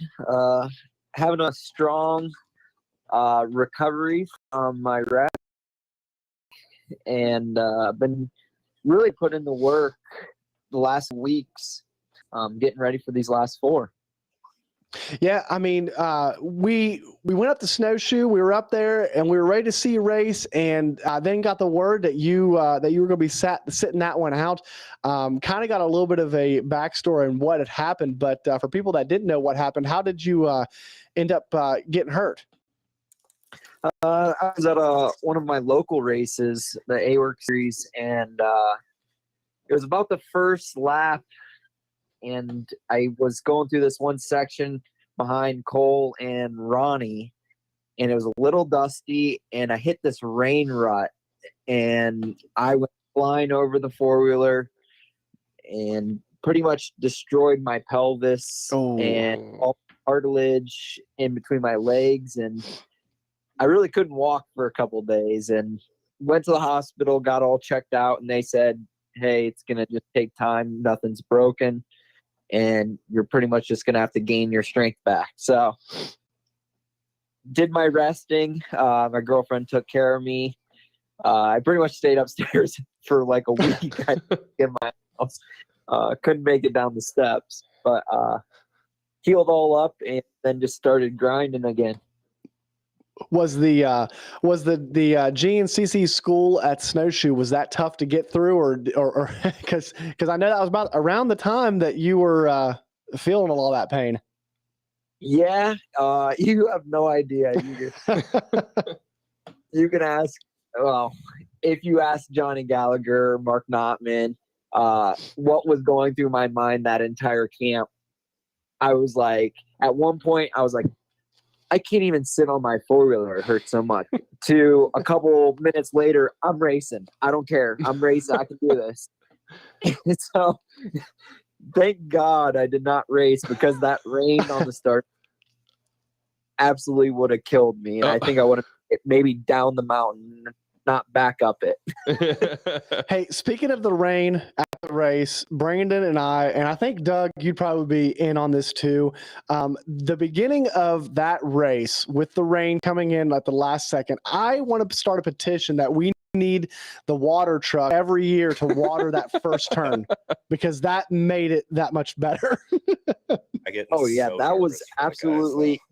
They said 10 seconds, and by the time they said 10 seconds, it rained and had a creek go down the first corner. Oh yeah. It was We were right in the first corner. We were like waiting for it. Yeah. Yeah. I don't know how many burnouts or not burnouts, like 360s spin outs and stuff did we see. It was There insane. was a lot. Yeah. I was getting scared for those guys because they absolutely send it into that We- first corner. We say it was insane yet. What was Sorry, that? that was my Apple Watch. Right? It has a mind of its own. Like there's a robot in there. What is going on? What I are was you like, guys Josh, doing is to me? that you? They're listening everywhere, guys. I'm telling you. But it's with those hay bales there. Like I get nervous for the guys just absolutely throwing it into that corner, especially on a late rain like that. Well, I think wasn't there like a Dodge Orange Charger or something, Yeah. the Challenger Yeah. sitting right there. There was like a couple of hay bales just keeping it safe, but I was just like, man, if these guys coming through, that car's toast. I heard there was a guy at the first corner that was like he was moving the hay bales back when people ran into him, and then the next line was running into that guy. Oh. Sounds about right. Yeah. Yeah. It was Like- a track worker, but I don't know. That's what I heard. I was at the where they were starting, so I didn't get to see that. Yeah. Yeah, we were like right at the first turn, and we so it was funny because the whole opening ceremonies, the band was out there, and Brandon and I just kind of keep looking back over our shoulder, and we see this storm coming for like 15 minutes. They were like, come on, let's get this thing rolling. Let's go. Yeah, they sat there and delayed the start until it Until it rained. It almost was like it was on purpose, and right. if it was like I'm here for it. Well- Do you feel the same way? John- Sitting on the starting you guys line. know there's nothing worse than sitting on the starting line while it's raining Yeah. on you. No, So yeah. for them, at least the first just kidding. None of the rows started by the time that rain was coming down. So Yeah. I would have been a little upset. Definitely Bryson, because obviously what happened to him, and that Yeah. probably was due to the rain. But then you have Walker, and he got the beneficiary of the situation, and he ends up winning it. Right. Yeah. Yeah. Hey, man, it's been such a wild season this year. You guys, I mean, I don't know how to even say it anymore that you guys just keep upping the pace each and every year. Like, at what point do we top out on the pace? Do you have any idea, or is that just like we're just going to keep going? I'm thinking Bryson and Walker are definitely pushing the limit of how much more paced we can go, because soon I don't think the bikes will be able to handle it. I mean, the Yamahas are built to last forever. I have way too many hours on frames and motors, and they still just chugging along. And those two are really, I mean, they're putting minutes on third, fourth place a lap, and it's absolutely crazy. I mean, you see Bryson made one mistake, the quad is completely totaled. Right. That's Yeah. what I was getting ready to say. I was like, they're hitting like speeds that if they do mess up, it's not good. It's not going to be good. It's the It's only not time gonna I've be ever seen good, a and- carrier explode was on Bryson's bike Yeah. on the swing arm. Yeah. That was insane to see. Did you Like- guys see his picture that he posted maybe an hour ago? No. No. He put a Walsh swing arm on now. So Oh, now yeah. I was it's just even showing you that. stronger. Yeah. Oh, So- yeah. It's- That tree's coming down next time. We're just chopping the tree down. I do agree with you though, Josh. I think that we have seen the limits at which these guys can go until we start getting technology into some Yeah. of these quads. And it honestly, standing on the side of the track most of the time, when you see those two come by, it's almost spooky fast. Mhm. Like I can't even And- go that fast in a video game. Yeah, It's And that quick. was like the cool thing of watching. I didn't get to race Snowshoe. I haven't got to watch a race in 10 years, an afternoon race. So it was cool actually missing a race and watching those two do what they do, because it is just a little bit different than everybody else. So Yeah. I picked up on a few things, and I get to put that in my playbook. So I believe that we watched the race from close to the same section because we were over there right behind the the pro pits. Yep. Yeah, and we saw you'd passed us, and we were sitting there talking to people, and looked down, and you were way down the hill, and I was like, "Oh, I'm not going to bother him because I know he's like." It was probably a lot of work with that hip, getting down to where you were at, and we were like, "Oh, we're just going to let him be." But that section, like you said, now we didn't get to see Bryson come through that section, but No. to watch Walker come through that section was wild, and like. The thing kind of touching on Doug, what you just said is watching those two come through the woods, but like watching the rest of you guys come through the woods, you guys are having hellacious battles. Oh yeah. And the thing is like you see you guys coming through the woods and it's like it's pretty much a spitting image of them. I don't know where they're finding time. I don't know where they're finding time at, but all of you guys, like all of you top 10 guys are just. Oh, they're going like freaking hauling. And then you got those two up front, and they're like, so yeah, how faster are they going? Yeah, you can't give those two guys too much credit because like the rest of you guys are just as insane. Yeah, I agree, and I think all of us stepped it up again this year. So I think maybe Walker and Bryson maybe tapped out, and it's a survival to the end. But we're going to be slowly catching them, I think, in the next few years, especially the younger guys, John Galata Jr., Hunter Hart. Those guys are coming. Yeah. Yeah, it's like you just kind of wait to see what that generation is going to bring, because after watching Fowler and now Neil bouncing up there, and all you guys, like, you guys are, I don't want to say you're at the prime, age of the sport, and Fowler and all those guys stepped it up. Now you got like Hunter Hart and John Galata and Devin Feehan coming up through, and they're like, what kind of speed are they going to bring on top of that? So it's going to be crazy. Not too far off already. I know. That's what's scary about. Like they're right there. Like they're going to try to go a little bit farther. They're going to have to. Now here's a question for you guys: do they get to the Walker and Bryson speed of today, and Walker and Bryson slow it down? Is that what could happen? Because is that the ceiling? So I've always thought the past couple of years, I thought that maybe the past 2 years that Walker has been winning the championships in a different fashion than he did the first several championships. The first several championships, it was blistering pace, faster than anybody could run. And I'm going to get out and nobody can see me and try to tag onto me. And then the past couple of years where it seems like Bryson has stepped up to that pace, it's been like, okay, I'm going to run a little bit of a smarter race and just basically let him make a mistake, and then I'm going to cruise in. And then now it's like, okay, Bryson stepped it up on the consistency. So Walker has kind of had to maybe go back to the blitzing pace, and I just feel like there's so many advancements and then strategies going on all at the same time. I don't know. Your guess is as good as mine.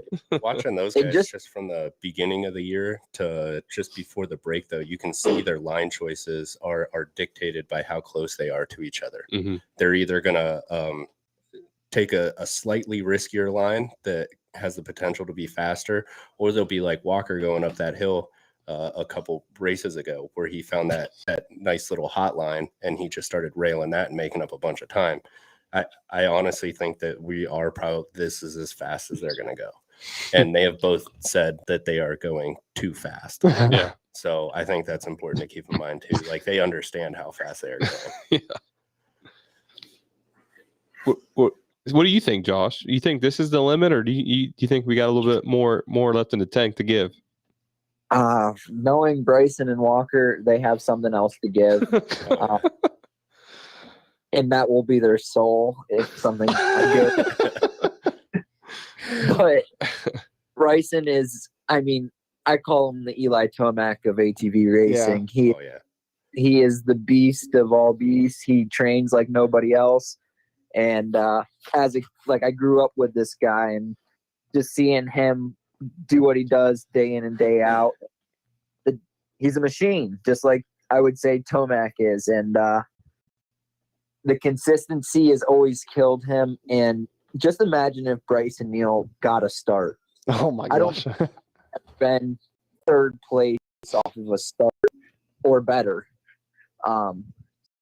So imagine if he increases his program a little more in that situation, he might be unstoppable. Yeah. Yeah. Walker with Mark Notman and the support that he has, he's bulletproof. That's the only thing Walker has on his side right now. Mhm. And he is gonna make it to that finish line either in first or second. It doesn't matter what happens. That I guess that chain break did happen this year, but that's Sometimes one that in just happens, though. Yeah. 8 years that has happened to him. So Yeah. Yeah. it's pretty bulletproof. And with, like I said, with Mark Notman wrenching, the Mark is unstoppable, and Right. he's a very. I mean, I called him today for some questions just because he's willing to help also, which Yeah. is also nice. Yeah. Hey, listen, we can't give Mark too much credit because I'm kind of a little salty with Mark right now because he made sure that when WVU lost a Pitt last Thursday night, he made sure to rub that in our face. I guess Mark's a Pitt fan, Oh, so man, I like that guy too. I liked him too. He was a nice guy. I liked him too. Yeah, liked. Not sports ball, but Before I forget, when I see you guys next time, get a hold of me. I'm going to get you a jersey to put next to the Sunstar XC on the back Oh, wall. heck Yeah, there we man. go. We Heck like yeah. that. Thank you. We will trade. Hey, what size shirt do you wear? Because we'll get you a split line shirt. We'll trade you a I shirt wear for a jersey. large. Large, nice. That's the one size we don't have. We will get you one though. We'll get you one For made. some reason, most guys are large. I don't know. Yeah, well, we went through a lot of them. I run on the extra large side all the time. So I could fit into a medium, but some days I just don't look good in it. hey, that kind of reminds me. You were talking a little bit about how well Bryson was training. I saw you throwing those plates on and doing some squats lately, man. So, I mean, hey. Yeah, I was feeling myself that day. And, I was feeling pretty good.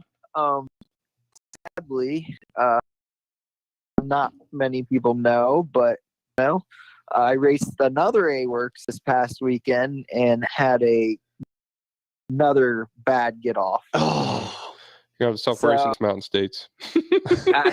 It's done for the season. Let's just say that. oh man. So, are we going to be at the Mountaineer?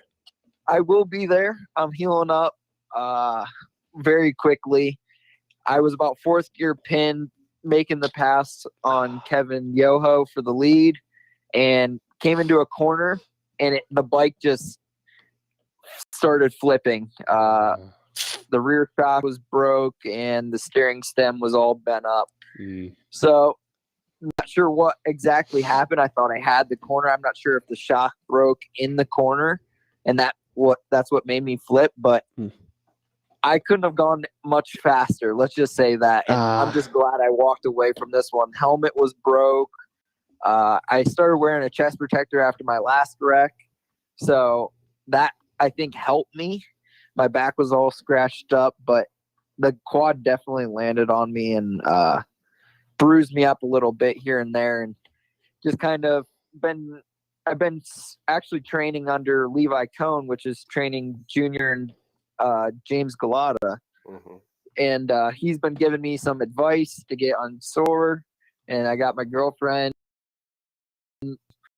being active and moving around, so I'm hoping nothing I gained in the last month is going to be affected coming into this weekend.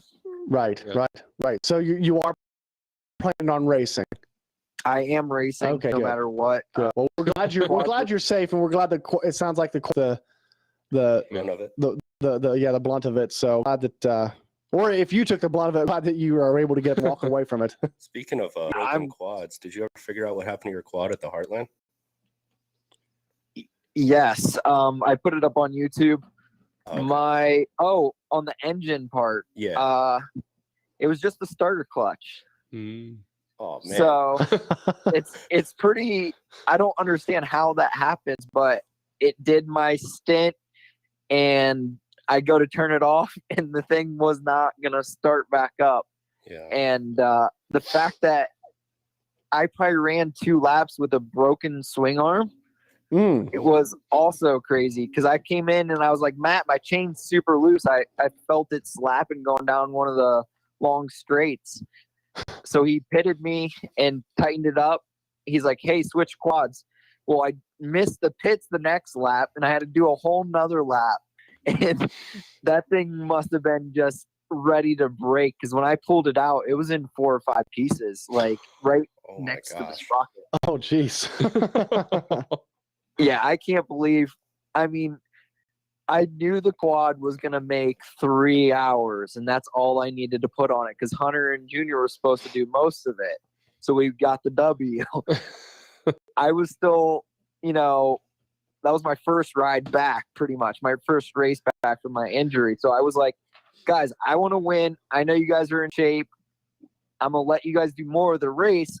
I'm going to make it to the finish line. Well, when Hunter's bike breaks on the first lap, we were putting 4.5 hours on both of our quads.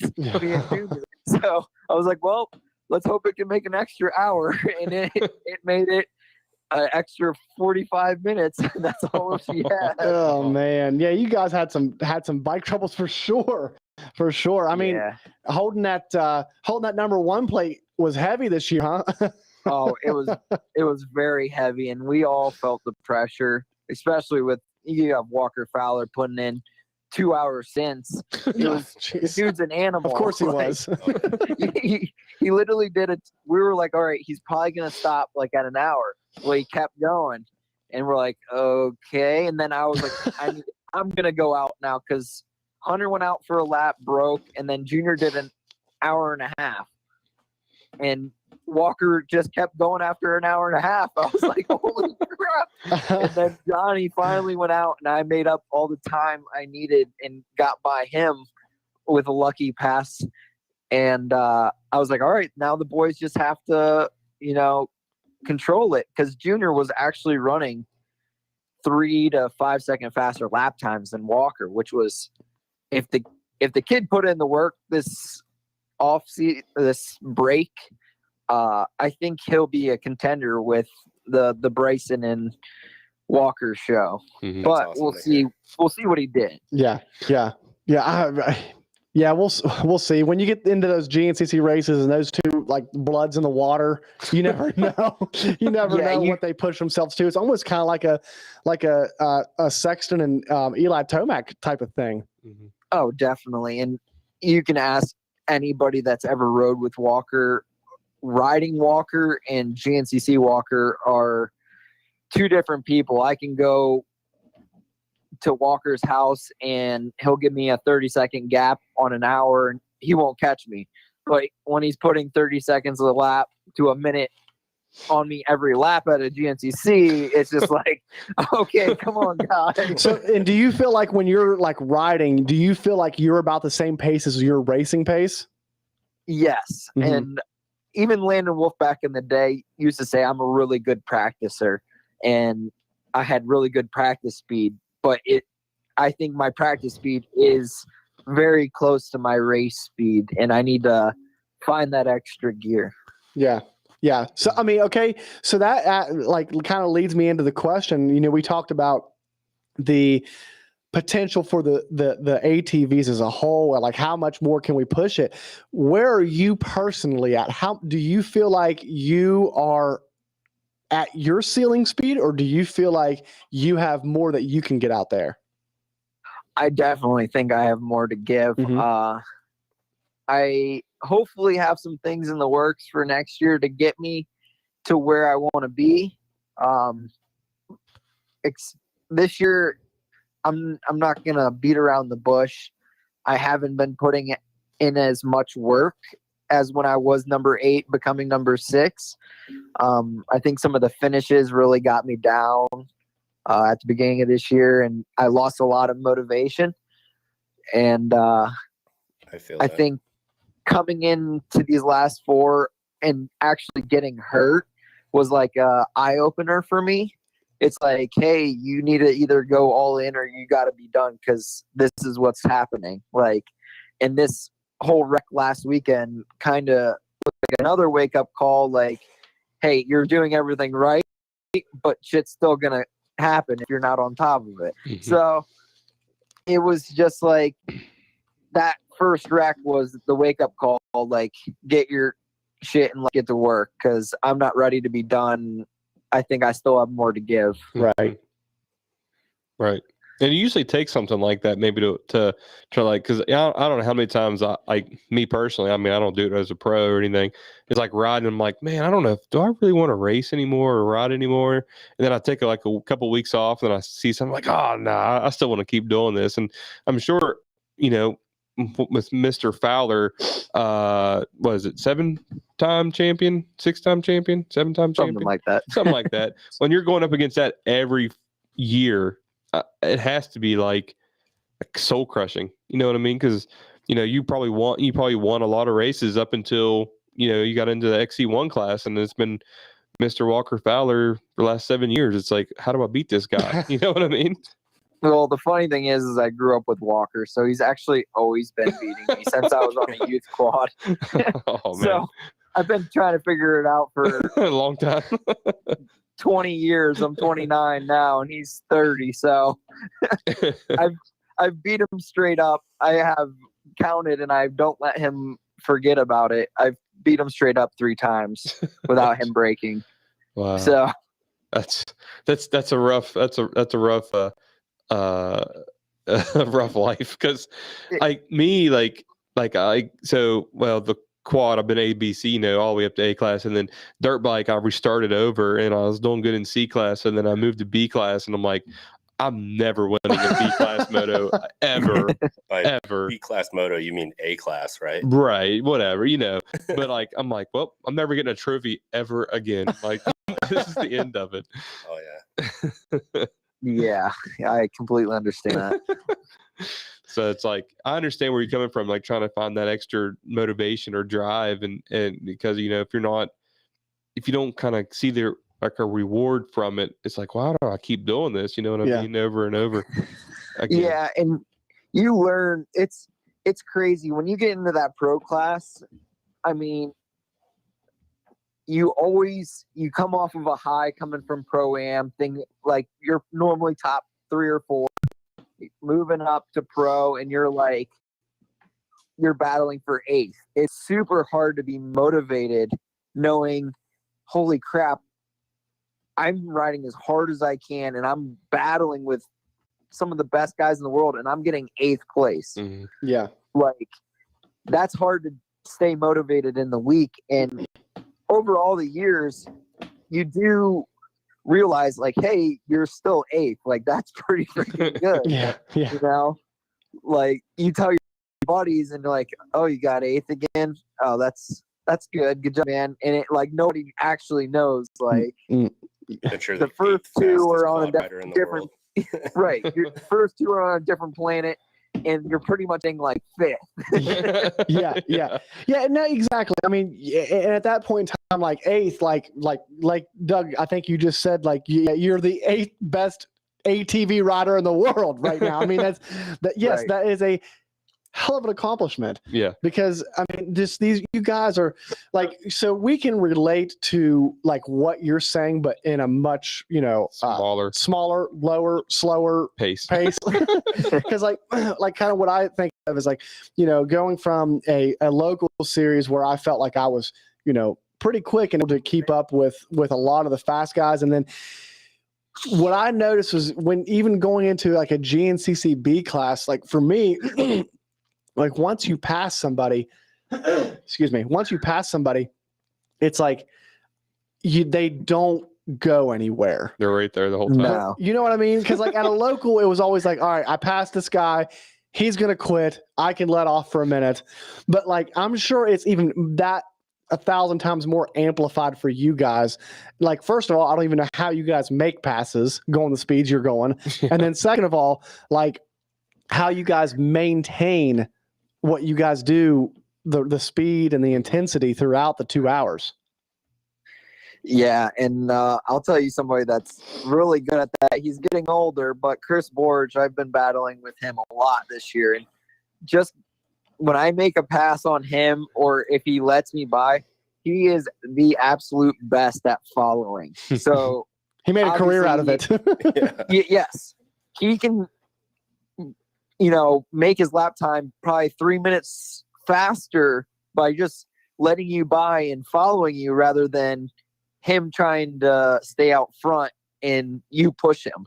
So it's almost scary, and it's bit me in the butt 1 or 2 rounds where I let him stay right behind me and he gets me on the last lap, like a classic Chris Borge move on the last lap. So there's definitely you learn the guys that you're racing against, though, obviously in the pro class, because it's been about the same people. And even when Jay Shad moves back up, we all raced against them before. So it's not going to be anything we don't know. He just is in Pro-Am right now and killing it. Yeah. But, Yeah, he's still got it. That's for sure. yeah, he's definitely got it. And he has a good riding, like he has a sit down riding style. He is taller, but he has a very relaxed and low effort riding style, and it's just more smoothness. And I wish I had his type of riding style, but I'm like that aggressive, get over the bars and let's go as fast as we can and look as fast as we can. And smooth. He looked smooth at Snowshoe, that's for sure. Yeah, that was all very impressive. I thought he was going to pull it off. I really thought he was going to pull it off the win. That is, it was pretty close. Yeah, it was very close, and I didn't sadly go over to the finish line because it was too far of a walk. Yeah, that might have been a long walk for you going over there. Yeah. Just going from, I think I saw you guys at that the hill down by the pro pits. Yep. But after the first or second lap, I just stayed in the pro pits for the rest of the race and kind of watched the hill and all that from there because I was about done after that. Oh, I don't blame you. I'm sure. I was about done after that too. we found our way down into the track, pulling bikes up through. Yeah. So, that's a good time. That's always fun. You got to do it. Oh, my foot only got ran over like 8 times. I really wanted to go down to Howard's Hole. I think that's what it is. Because me and my girlfriend went down there last year for the dirt bike race, and there was absolutely nobody down there. Yeah, and it was a blast pulling Becca Sheets and all them through there.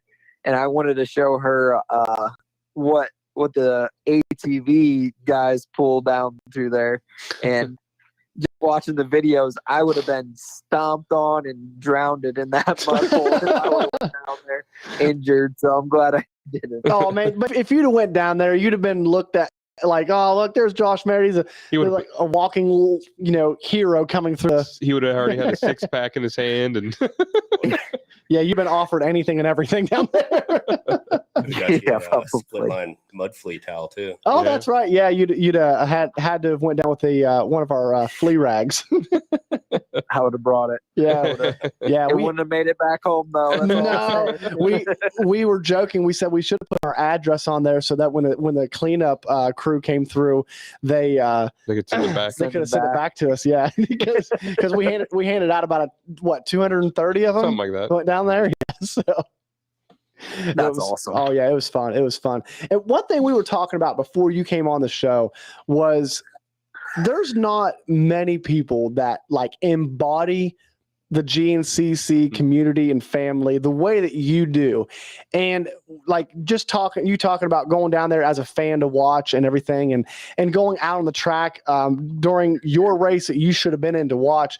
What I think is really cool about you, Josh, is the way that you kind of like live, sleep, eat, and breathe this stuff, whether you're racing or if, unfortunately when you're injured, you're sidelined and you're still so deep involved with it.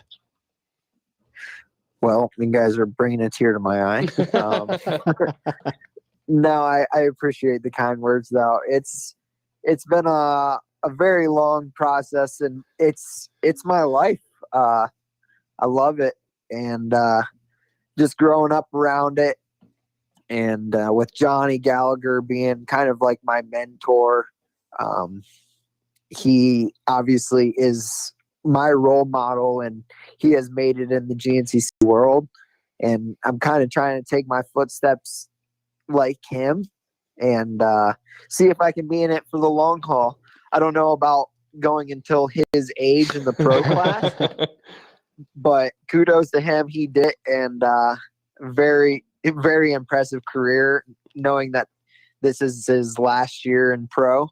But I'm trying to be the go-to guy, the most involved, the next Johnny Gallagher. To be honest with you guys, that's my goal. And if I can be a part of GNCC racing or ATV racing for the rest of my life, I would love that. It's something for me, my family, my girlfriend, my friends to do on the weekends. And I don't see me going anywhere anytime soon. So are you trying to tell us that you're going to be in the booth one day?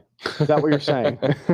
I mean, I know who everybody is, so I probably should be in it. Like, I can just tell by a riding style. Right. If it's a mud race, I can tell you who it is and what place they're in. So put me in there. And I'm sure you're meeting bikes as well. Bikes is a little harder for me. I was a huge Caleb Russell fan, still am, diehard Caleb Russell fan. The rest of the guys I know, but I don't know them on a personal level.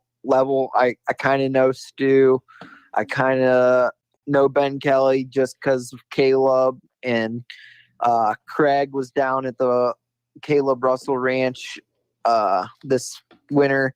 So I got to like meet him, and it's just like if I knew them more on a personal level, I feel like I could call their race pretty easily. But yeah, just not knowing their styles and all that, I'm sure it would take me about 10 minutes to figure it out. Oh yeah, yeah.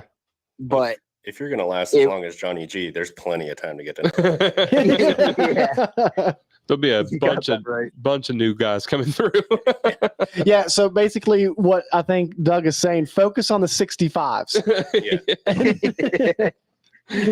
Calling races for my kids when they come up.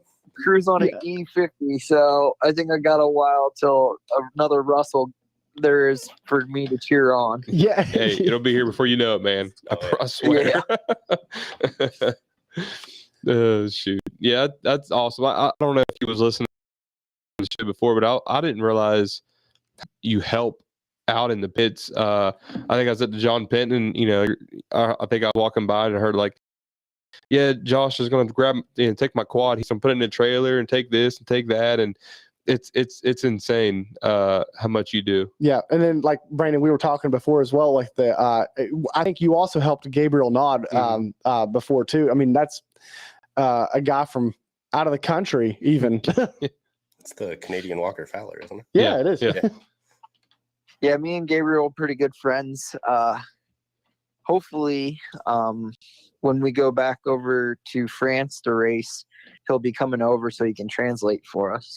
I tell you what, man, that guy must really love racing, because he sent us a little message one day on Instagram and told us how much he paid to get a rear shock sent over, and it was just to get the shipping was like I'm gonna say I think it was like $500 to ship it, to get it shipped. Oh yeah.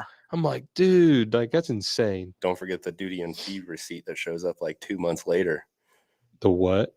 Duties and fees. Where you have to pay tax on pay it. tax on that. Oh, They'll send it to you about 2 weeks later. Yeah, so that's insane. Yeah, he's definitely got a program up there, and it's obviously working for him. I don't know what he does during the week, but he must make some good money, because it's already hard enough, and I can only imagine paying even more for stuff that shouldn't cost more. Right. I think that's what we told him when he was on the show. I was like, I don't know how you do it, man. It's expensive. Right, right. So you mentioned that you're going to France next year. We know that you're a fan of any kind of international or one-off race that you can get your hands on. What else do you have in the plans for the near future? I don't know exactly yet. Trying to get all my eggs into my basket, and I think next year I'm definitely gonna lay off like the local races a little bit more. I think I'm gonna definitely try to hone into the practicing at the local track or something like that with Walker or Cole, and try to gain more speed rather than getting a bike prep, 2-3 days before I have to go to a local race.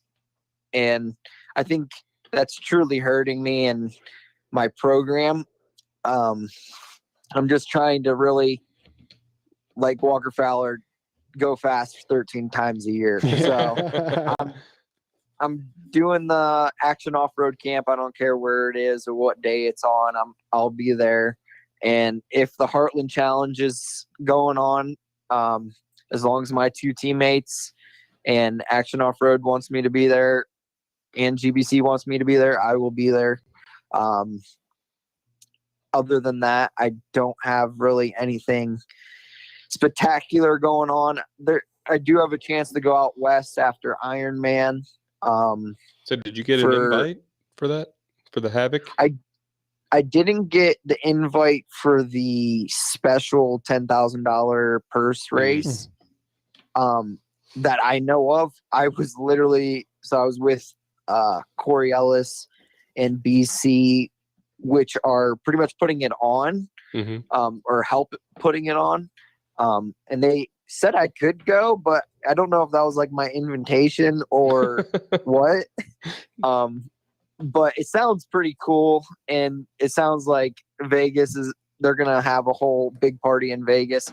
But really, I would just go out for that Prim race again and try to beat the guys that beat me last year. But we'll see if I make it out there. It's a haul, and just getting the quad set up is going to be difficult for me this year. I'm actually selling the quad at Ironman. So I don't know if I will have the bike ready, my other bikes ready to go for the race, and really be a game time decision, because really I want to do good for the first round. And if I send a bike out there, I'm already down a quad taking to Florida. So, it's all give and take. And I know I'm trying to make memories and do these one-off races that I love to do, because that's just the 13 rounds of GNCC are getting old because I've raced them so many times. Yeah. But I really want to put in the work for this next year coming up, and try to do all in year and see what I can actually do with these guys. No, that's awesome. That's exciting. Really exciting for sure. And then, you talked about like the one-off races. I know those pull you because not very many. There's not a lot of athletes in the world that get the opportunity to represent their country, right? And you've had that opportunity, and that's a cool thing to hang your hat on. Yeah, it's very cool, and just to be picked to go over there. I mean, I was literally, I went over to Chad Wien's house for a week, and he trained me a little bit. And it was a call out of the blue. I was actually coming home from a vacation.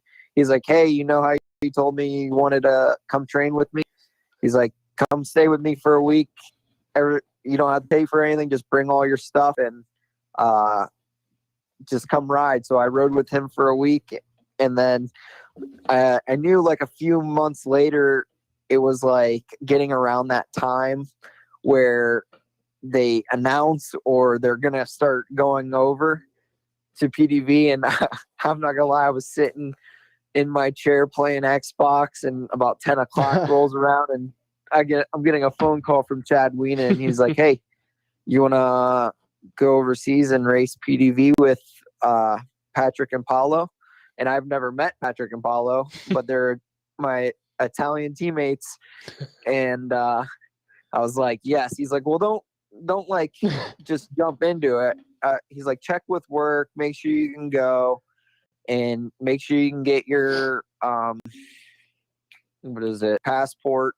And I expedited my passport the next day, and I told my boss at my car dealership that I was working for at the time, I said, I'm gonna be gone these days, and if it's not okay, I'm gonna quit. So I was going no matter what, and that's how much I love those one-off races. And I actually got to do it for 2 years. Yeah. Sadly, didn't get any good finishes out of it, but it was something for me to like look forward to and try to get back to. So, and I told myself the second year, I'm not going over there unless I have a quad that I know Right. is gonna be the best on the line. Right. So that's what I'm planning on right now. That's my goal for next year. My one-off race is hopefully getting a quad in a team from over here, possibly GNCC team, a dream team together to go over and represent the USA. Yeah, that's awesome. That would be awesome. That will be really awesome for sure. So, hey, we actually have a listener question on the live feed. Isaac Hart, he wants to, in kind of more or less words, wants to know about running through, like, from a pro's perspective, what is the best way to approach like a ruddy situation? He wants to know, like, how do you look at it from a top level rider's perspective? So there's a couple of different ways you can look at this. A ruddy situation, either if it's a dry rut or a wet rut. Watching Bryson and watching Walker on dry ruts, they're actually skimming the trees and getting out of the rut and trying to pretty much ride on top of it. Mm-hmm. So watching that, like if it's deep enough, they won't ride in the rut and they'll try to straddle it and still go as fast as people riding in it because it's smooth. If it's a muddier rut and it's slick out, those are the easiest ruts I truly think out there because the bike is going to follow the rut. So as long as you're pointed in the direction of the rut, your front end is, you can literally just hold it as fast as you could go, like wide open if you wanted to. It depends on how muddy and slippery your bike is and you holding on to it. But I think that is the key, is just making sure that front end's going to stick in there and getting your weight a little bit more forward so the front end can't pop out, and just holding it to the speed where you think you should be going. The ruddy dry area, I try to do that's what I've been kind of working on after watching what Walker and Bryson have been doing, is straddling a little bit more, because we all know you should straddle the ruts if they're getting too deep, but these guys are straddling ruts just for the smoothness of on top of the ruts. So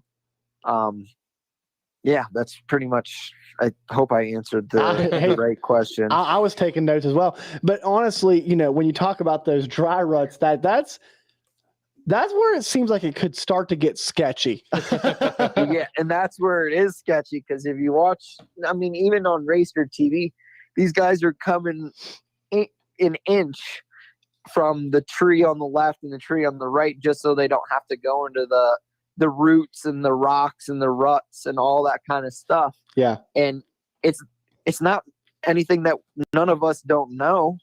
It's just that risk factor goes way up when you have a rut that you can sit perfectly in, rather than getting out of it and getting too close to that tree. Yeah. Yeah, it's wild. I mean, it's so cool to watch you guys, and then like to be able to pick your brain on that. Isaac Hart said he appreciated the info and thought that was a great answer. Man, Josh, we appreciate you being on the show tonight. It's cool to be able to have you on all the time. Oh, not all the time, but I mean, you've came on a lot, and we really appreciate it. And we need you to come in and come in and sit in studio sometime. I think you'd be great at it. It'd be cool. Hot seat. Yeah, I could do that. You guys just let me know, and we'll try to get a date together. Where are you guys at? So we are about 30 minutes south of High Point. Yeah. So Okay, so it's in about So Bridgeport, West Virginia. it's about a 3.5 hour drive then. Okay, maybe Not- maybe we could. where are you at, Josh? You're in Ohio, right? Akron, Akron. Ohio. Oh Okay, yeah, you're not gotcha. too bad. You're not too bad. Yeah. Close to my hometown. Yeah. Yeah, Doug over here, he drove 5 hours today to be in studio. So like, I feel pretty special. Yeah, I'll make it out there, and that's like some of the stuff that I like to do. It's just Yeah. I'll make a trip out of it somehow. Well, I mean, maybe if you're heading to Mount Morris next year and you come in a day early or something, we can maybe talk something like that. Special edition split. Special, yeah. Yeah, that'd be Yeah. cool. That'd be cool. So Yeah, figure something let's out. get it Make it down. easy on you. Yeah. Yeah. But I appreciate you guys letting me on, and I'm glad I was your first pro, and hopefully your most recent. I'm always gonna have some juicy gossip or something to talk about. So you guys just hit me up whenever you guys need somebody, and I'll have some facts. Absolutely. Yeah, we're always going to brag about the fact that you were the first pro to come on our janky radio show. Yeah, well, I'm glad you guys have me. All right, man. Well, you have a good evening. Oh, one last question. With the body feeling, a little iffy, would you pick yourself in split line fantasy? Where would I put myself? Nope. Would you pick yourself for your team? We got some people out there taking notes. So, Oh, for your what, fantasy. Is it top 5 or what? So the way our fantasy works is everybody in the top 20 has a handicap. So, Yep. and you pick 3 riders from you can pick outside the top 20. Anybody outside the top 20 is an automatic 22 handicap. So, but you got to Okay. pick 3 riders. You actually have been a pretty high selected rider all throughout the year. So Consistent. you've been on a lot of people's Understand. yeah, you've been on a lot of people's teams throughout the year consistently. Well, okay, my top 3. This is gonna be tough. I think I'm gonna have to go with my boy B Neal for number 1. Okay. I actually called him and texted him the other day trying to get a little ride session with him. He's putting in that work, and he didn't want me to come out. So I'm guessing that means he's focused. And I told him, hey, I completely understand. No hard feelings. He reminds me of like a Stu and Ricky kind of style from motocross. Like, don't ride with me, don't talk to me, don't. While I'm in my groove, just like I'm doing my own thing over here. Well, he's almost And I changing the game completely with understand fitness. that. Like that's how some people are built. And seeing him and knowing him for this long, I'm like, yo, no hard feelings. I completely understand. Like, I would just be getting in your way. I'm just trying to learn something before the season starts back up. Yeah. But riding with Walker, the last couple weeks, and I definitely putting him as my number 2. I think it's his. I think it's Bryson's race to lose. Mm-hmm. I think he has the speed and the strength to win it, but one mistake, Walker Fowler is going to be right there, and he's going to win. So he'll be my number 2. Number 3 is going to be hard. While I was listening to you guys talk to Craig, I was looking at our overall, and compared to their overall, it looks like other than Bryson, the top 4 haven't missed a finish yet, other than Bryson, the last race. Mm-hmm. So I am gonna guess for 3rd place, John Galata Jr. for sure. Okay. It's definitely a toss up between him and Hunter and Cole. Devin also. You I start don't- thinking about I him, you're haven't like, really daggone. heard- Don't forget the I sneaky haven't really snake. He heard much sneaks in there from too. Devin, Yeah. so he could be putting another sneaky summer break session in, Mm-hmm. like he did last year, and that's how he gained all this speed. But Junior with that speed at Heartland, and I know he's been working out and riding a little bit. He had that Hawaii vacation, so I know he's relaxed. He's going to be coming in really, really strong these last four, and I think they cater more to his riding style also. Yeah. Just with the last four, especially with Iron Man, he has so much raw speed at that track. He ran with Walker the 1 year, and they'd come together and he wrecked. So other than that, I think he's definitely going to do good at the last four, and that will be my third pick. Okay. Well, I'm going to throw one little monkey wrench in your picks. And Okay. here it is. So the way that you play our fantasy game is everybody has a handicap, and Yep. these guys that are barely finishing in the top 20 that should either not be in the top 20 or just barely be in there are the guys that end up scoring the most points. Okay. So I'm going to go with James Galata then. he has been a huge point scorer in the fantasy, and like somebody like a Dalton Keys. Dalton Keys has been huge as well. So we make it to where you have to pick one top 5 guy and then 2 other guys wherever. So it's kind of fun because it's not always like the Bryson and Walker getting the picks. It's like because they have like negative handicaps, don't they? I think they For both have, sure. they both have a -1 handicap right now. Yeah. So definitely James Galata. Uh-huh. I'm gonna have to say. I'm gonna say possibly a Brandon Owens. Yeah. Ooh, see, that's a That's good another big pick one. as well. That's a good pick as well. He is 16th overall right now, and he should be at least in the top 8. Right. So So I feel like that's a lot of points. you're going to have to play next year because that's a solid team. I think you do well, and you probably get addicted to the game. So I see you guys post it every week.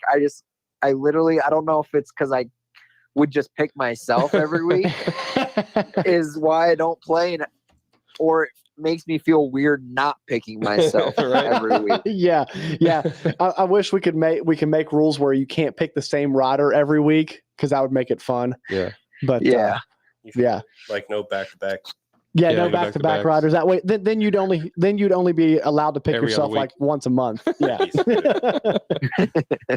Yeah. So I definitely think those guys are going to be fast also. Oh coming yeah, into for sure. this. For sure. It makes it fun. It makes it a little bit extra on the line when people are watching for those guys in the top 20. So Definitely.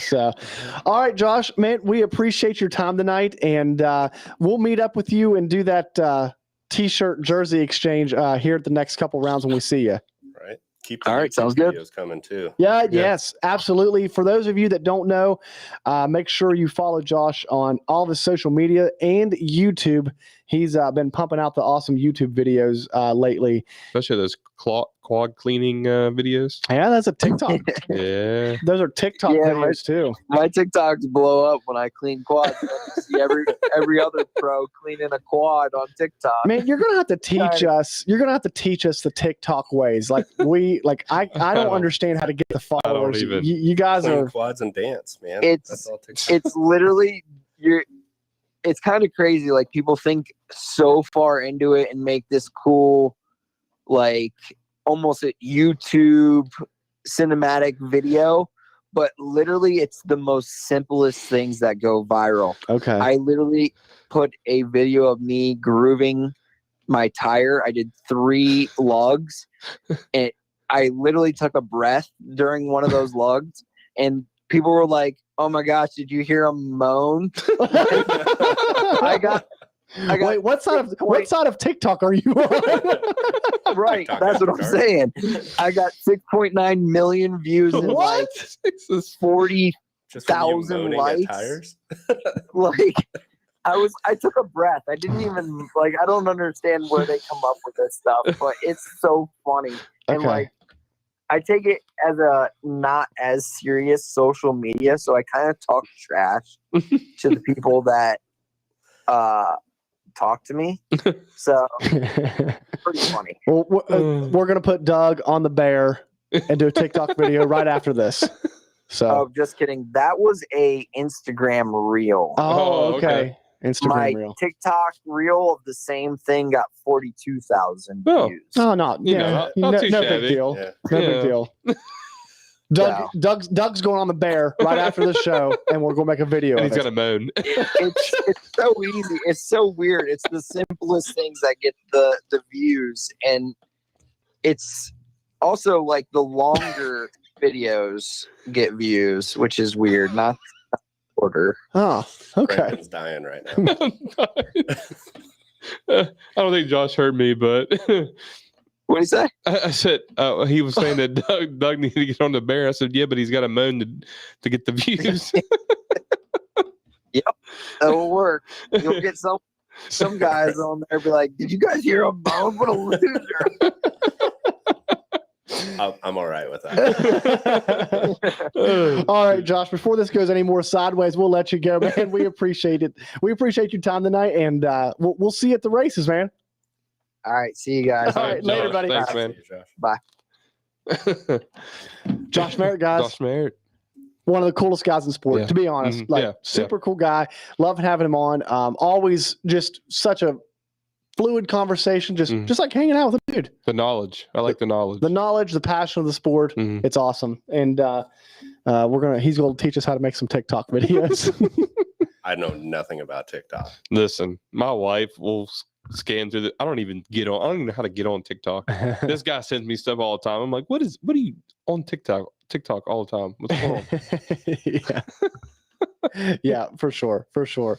So, man, it's been a good show. It's already, it's 10:30. We Right. didn't get picks for this weekend. We didn't do anything. Well, we're going to do that now. Let's right. do that now. First, there's been a couple comments that want to make sure we get to all you guys. Appreciate you guys commenting on the show. Bradley Smith want to talk about the Weekend Warriors. Man, we love Weekend Warriors. Mhm. We know you are a Oh, I huge advocate for Weekend Warriors. We have people like Devin Masters. One of that dude right there is, I think, a poster child of a Weekend Warrior that just puts his heart and soul into it. Love having him on the show all the time. Guys like him. We've talked to a lot of guys like him that our team, our split line team for the 9 Hours of Havoc was like full on And, yeah. 4 Weekend Warriors, and that's what we are. So man, it's cool. It's also cool getting the pros perspectives too, but we will always continue to support the Weekend Warriors on both ATVs and dirt bike side. Like Brendan Poling, we had him in a couple weeks ago. Now I know that he's running XC2. XC3. I'm sorry, XC3. He was running XC2 last year, but that dude right there, he has slept in his van just to be able to pursue this dream, and the dude has got a lot of heart and talent as well. Like Doug, you're a Weekend Warrior yourself. Not so much a warrior. I ride around in vet clothes. Oh, That's geez. running 2 series plus whatever nationals I can get to. Right.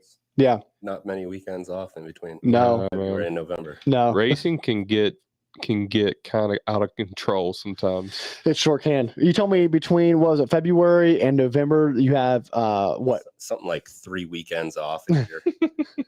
That's That's- insane. That's wild. Like me racing and then going to if I'm not at a racetrack on the weekend, I get like twitchy and I don't know. I just have to be there. And it's a lot of, even last year when I had my big get off and broke myself, I'd go out to the IXCR and try to help Brandon Carter, which is one arm, because this one was all laid up. But Yeah. I still had to be there. Oh yeah. It's just in my blood. Oh yeah, it's once you do it, and if anybody out there that hasn't raced and is thinking about it, I'm just telling you now, guys, it's like a drug. It's probably worse than crack itself because once you start it, you can't stop. No matter how much it costs or no matter how much it beats you up or breaks you, you'll be like, I'll never get back on that thing again. And as soon as you can, you're back on. Yep. And it's just the way it is. And it's the way it's been for me. You know what I mean? And I know, even though I give him a hard time for not riding all the time, but I know he's chopping at the bit. He's chopping at the bit so hard not to. It felt good. It felt good a couple weeks ago to get out there and rip it around and, put it to Devin, Yeah, put Devin for Imagine how good 10 fast seconds. tracks would feel. Oh, yeah. We talked about this. Yeah. We'll talk to you after the show. Buddy race? No. Why I not? wanna Something race better. because I'm slow. Huh? I'm slow. He's fast. So? He can keep up with Devin. Who cares? We can keep up with Devin. Devin can keep up with, we already Yeah, did. we already went over all We already that. went over all He's this. as fast as Walker. Hunter. Walker practicing. Hey, Walker practice Walker. Hunter already told you no. We were talking about Walker. We weren't I talking. think he laughed a little when He said did. that. He did. I didn't want it to ask Josh because I felt like he'd have said the same thing. But we're talking about practice Walker. Yeah. Not race Walker. You mean getting on his boots and everything, or? I mean, if we started a race and if we started a GNCC race and Walker and I were on the same line, Walker could be getting dressed. That's what I'm saying. Run to his bike. No. Okay. I need no gear on Walker. I need the tires off and no gas in the tank. Do you think I have a chance? No. In one lap or a whole race? One lap. I think I could do one lap. Nah. Come on, I could beat him in pretty one lap. quick. Huh? Are you talking Walker has to put it on, or does he still have Mark on his side? As I say. No, Mark. No Mark. No Mark. I'll give you a half a lap before he touches it. Especially if it's out of GNCC because that guy is crazy fast. Yeah. Oh yeah. Fair. And everybody knows that I'm joking. Yes. Obviously. Don't beat him up. Don't beat me up too He bad. knows he's slow. Yeah. I But would if need you him want to be outside of the event, drive the hauler in, unload the hauler, get the quad ready, get ready, and then I might beat him in a lap. Oh shoot! So we doing picks? Let's do picks. We won't put Doug on the hot seat first. We'll let him think about his. We're not, Brandon. Are we going to do we need to do a fantasy show this week? Maybe we need we need to do a fantasy show this week. You guys need to get your fantasy picks in. Hardly anybody has their fantasy picks in It's too yet. soon. And I know It's too everybody soon. waits till the last second, but get your picks in because it drives me crazy. He starts stressing out, guys. He's like, I "God," do. He's like, nobody's listen. putting them in. Nobody's putting them in. I'm like, dude, relax. It's Every week I Friday do the at same noon. thing. It's only And Friday. Friday at noon. I'm not even 11:59. Everybody sent them in at once. Friday 11:59. You're exactly right. Here's the thing is like, I'm also the one, like I'll put my picks in like 2 hours before the race, but then like throughout the week, I'm like, why is nobody putting their picks in? It's because you guys are learning the game and you're getting a little strategy behind you and you're figuring out who your team's going to be. I understand. You want to know my It still drives me strategy? crazy You though. want to know my strategy? What? I just pick 3 guys. Throw a dart at the wall? Is Yeah, that what's that? Just What's just throw 3 fingers up, and that's what I come up with. that kind of goes along the same story as like the brick side that I was getting ready to tell you. Isaac wants to know how to join fantasy. Isaac, this is great. So it's a super high-tech thing at the moment.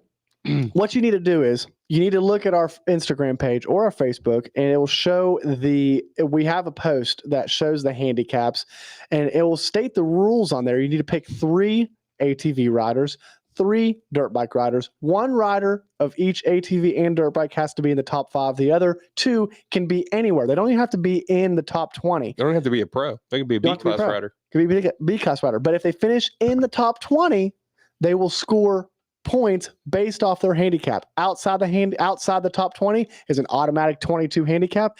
Inside the top 20, you can see their handicaps listed out right there. Mhm. And the handicaps are pretty simple. Wherever they finish, like let's say a guy finishes in 5th place and he has a 3 handicap. That means he will get points for 5th, Second place. fourth, third, second. See? That's that Brandon Is it doing the this. Three fingers, It's that, baby. the three fingers thing. That's the part that confuses me. I'm always like, I'm gonna say, like I should have this many points, and then you put out the results, and I'm like, why do I have so many points? Here's where it gets awesome. Did you know this, Doug? Probably not. If a rider let's say a rider finishes third place and he has 5 handicaps, right? Okay. So he only needed 2 handicaps to get to first place, right? Mm-hmm. Well, then the other 3 handicaps, he gets 2 points for each handicap. So it's 6 So that's points. 6 extra points. So you're saying I should be picking like Jay and Wyatt for Saturday Yeah. all the time? There you go. Yeah, they have to finish in the top 20. See, that's Yeah. the thing. Jay and If- Wyatt are going to finish in the top 20. Oh, I thought you said like one person. I thought you were like Jay and Wyatt. I was like, I don't know who that is. Jay Wyatt. Who's Jay Wyatt? Yeah, no.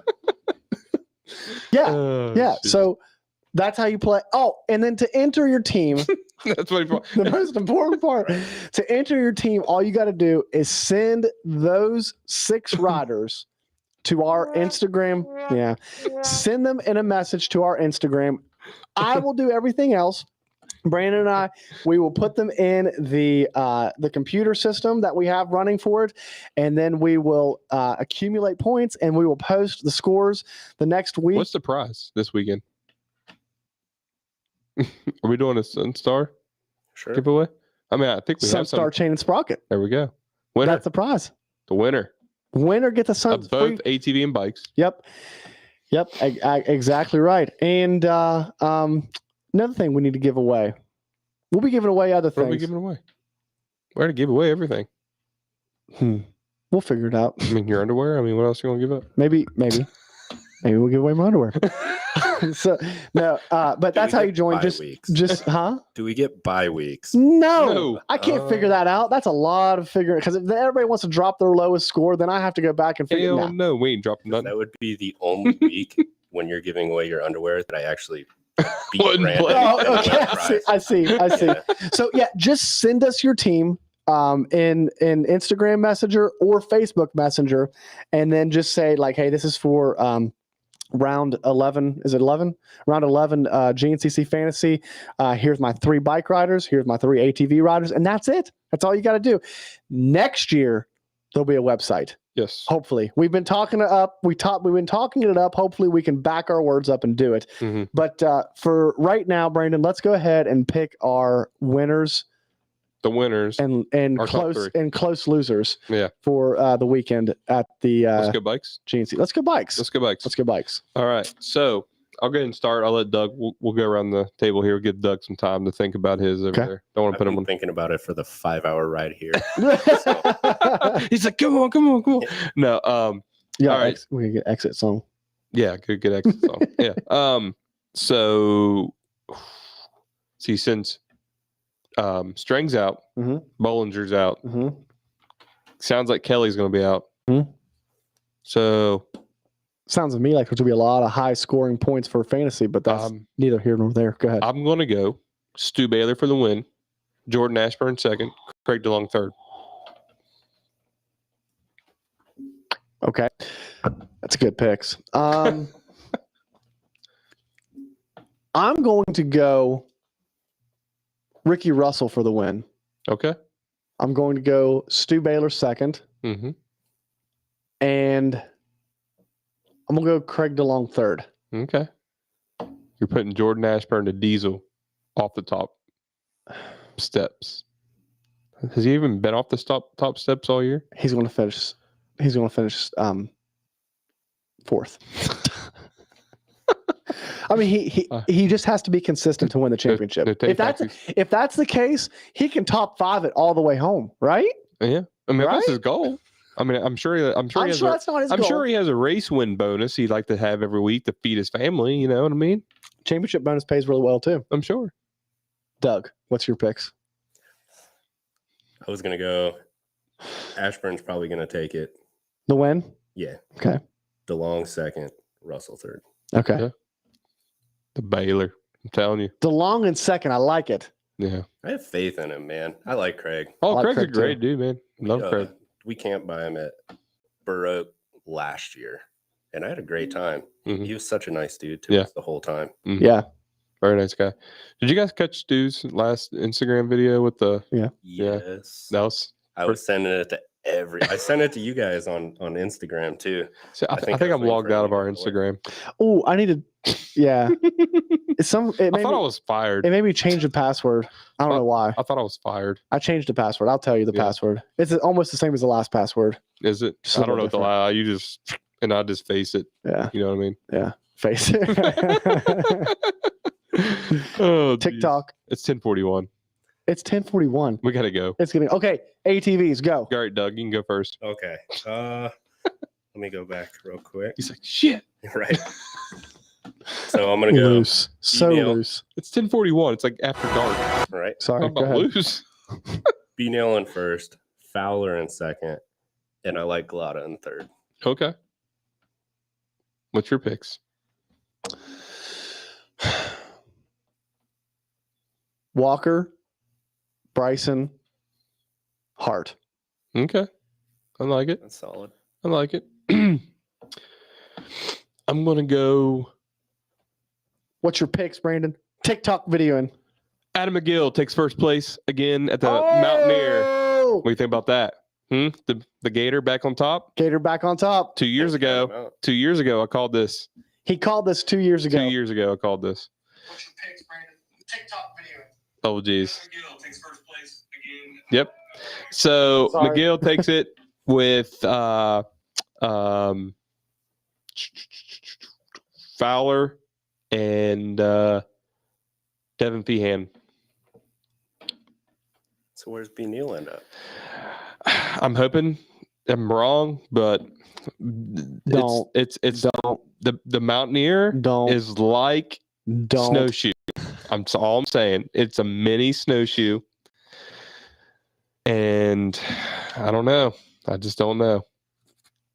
I just have a bad feeling. No, why did I bring that negative energy right at the end of the show? I mean, we had a great show, No. Doug. We've had a great show. Brandon came in a little late. We've been loosey goosey, having a great time this whole time, and then he's just got to go out like that. Yeah. I'm at a loss for words for probably the first time in my life. That's what I'm here for, guys. That's what I'm here for. Okay. Well, Well, about it. I think it's time to do sponsor reads. All right. It's my turn. You got the music? I don't have the music yet. Oh my God, you're killing me on this stuff. All right, guys. Appreciate you guys listening to us. Even if you not live, appreciate the listens. Please share this if you haven't shared it already. Guys, if you want to support us, support our sponsors. Because it wasn't for them, I don't know if we'd be still doing this. I think we would be, but probably at a lot smaller scale still. So, guys, support these guys. Guts Racing, Andy Gregg and them over there, they're awesome. Guts is the way to go. That's what I run. That's what Coop runs. I don't know what Doug runs, but if you should be running OEM Yamaha. Oh, okay. Well, I'm getting the Guts though. After this last race, now I know why everybody's like, you need a gripper seat. that's right. I kept standing up and then it'd get covered in mud. One thing that I forgot to mention, I kind of feel bad for Craig. Had been riding 180 miles on that gripper seat. Oh, yeah. Oh, that's a Yeah. little toughy on It's the a boot. good thing he probably stands up a lot. Yeah. Yeah. Unlike me, I set my butt on the seat.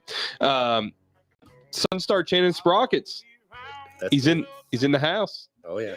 The man, the myth, the legend. That's right. Hey, I think you lived up to the expectations. Yep. We'll go with that. We set high expectations, didn't we? Yeah. Yeah. We had Yeah. a good dinner tonight. I haven't had yet, guys. You're killing me. We should have brought him some food. I feel kind of feel Yeah. bad. I didn't know Okay. what was going on. I'm just along for the ride. I'm a busy guy right now. It is very busy. Very busy guy. Guys, Sunstar Chain and Sprockets are awesome. What are they made of, Coop? Case hardened steel. Right. That's what they tell me. And I think they also make some aluminum too, right? We do. Aluminum, stainless steel. The Z sprocket's pretty sweet. Yeah. So Yeah, I like the looks of the Z Sprocket. oh yeah. Yeah. It has that, I don't know, it has a cool look to it. It's like 3-dimensional. Yeah. Yeah, it's pretty sweet. So guys, get over there and check it out. Split Line 30 Split line 30. for 30% off. It's like a daggone sponsorship. Pretty much. XC Gear guys, Check them out. Lancer there is awesome. Mako 360, Hammerhead 360, and you can get them for your quads too. Yes, sir. In the Mako, right? Yep. Right. Hammerheads for your mountain bike. Yeah. Doug Kirk runs it. Says that it will add 2 more horsepower going down off the hills. All the horse purrs. All the Auto horse horse first. All right. I like it. Seal savers. If you ain't got your seal saving, get them saving now. Save them seals. Save them. 25% off split line. The split line, right? Split line, capital S, 25% off anything they provide. Seal savers, palm savers. Brandon's got the new boot savers. The boat savers. Brandon's hands are so baby smooth, it's ridiculous. Look at that. You know why? You know why? his hands feel like he's worked at a desk his entire life. Because I run seal savers, palm savers, baby. Now, are those ones, do they cover like the whole palm or is it just like the two? So it goes over your fingers and it covers like almost half. Okay. Almost half your palm. It's not completely, but it's like right there where you should be riding at. Yeah. I get those all the time. Blisters on top of blisters right there. Mm-hmm. Lauren has never been happier with such baby smooth palms. It's probably 50% palm savers, 50% haven't been riding very much and not been to the gym. So the old iron, roughs them up. But yeah, it's a shame. Then guys, once you get all that bike, get all that on your bike, go run some Mountain State Hare Scrambles in West Virginia, baby. It's the best series around. Best series around, hands down. That's right. If you want to win, if you want to be on the podium, you need to run this stuff. For sure. And if you want to finish races, you definitely got to run Sunstar. Absolutely. Doug, thank you for coming in the studio tonight. Oh, it's been a blast. It's been a lot of fun. It's been a lot of fun. We do this again. Oh, yeah. That's the latest I've stayed up in a long time. I bet you're probably like, this guy's boring, and I show up and make it a lot better, right? I mean, Brandon did kind of let us down at the end. A little bit. Hey, I just gave you all something to think about. That's all. Right. All right, guys. Thank you, Craig DeLong, for coming on. Josh Merritt and Doug Kirik. Kirik? Nailed it. Thank you for coming in studio, bud. This has been episode 88. We are out. Peace. Later.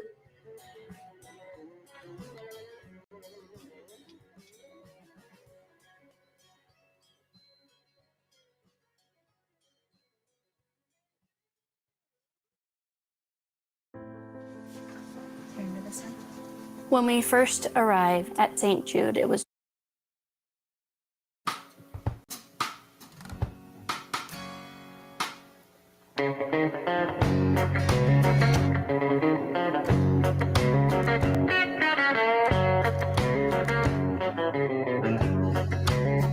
I won't be round this old town. Hitting more for a long, long time. Gonna hit the road, start looking for the end of that long white line. Gonna hit the road, start looking for the end of that long white line. My baby was gone without her, no home. Gonna hit the road, start looking for the end of that long white line. Gonna hit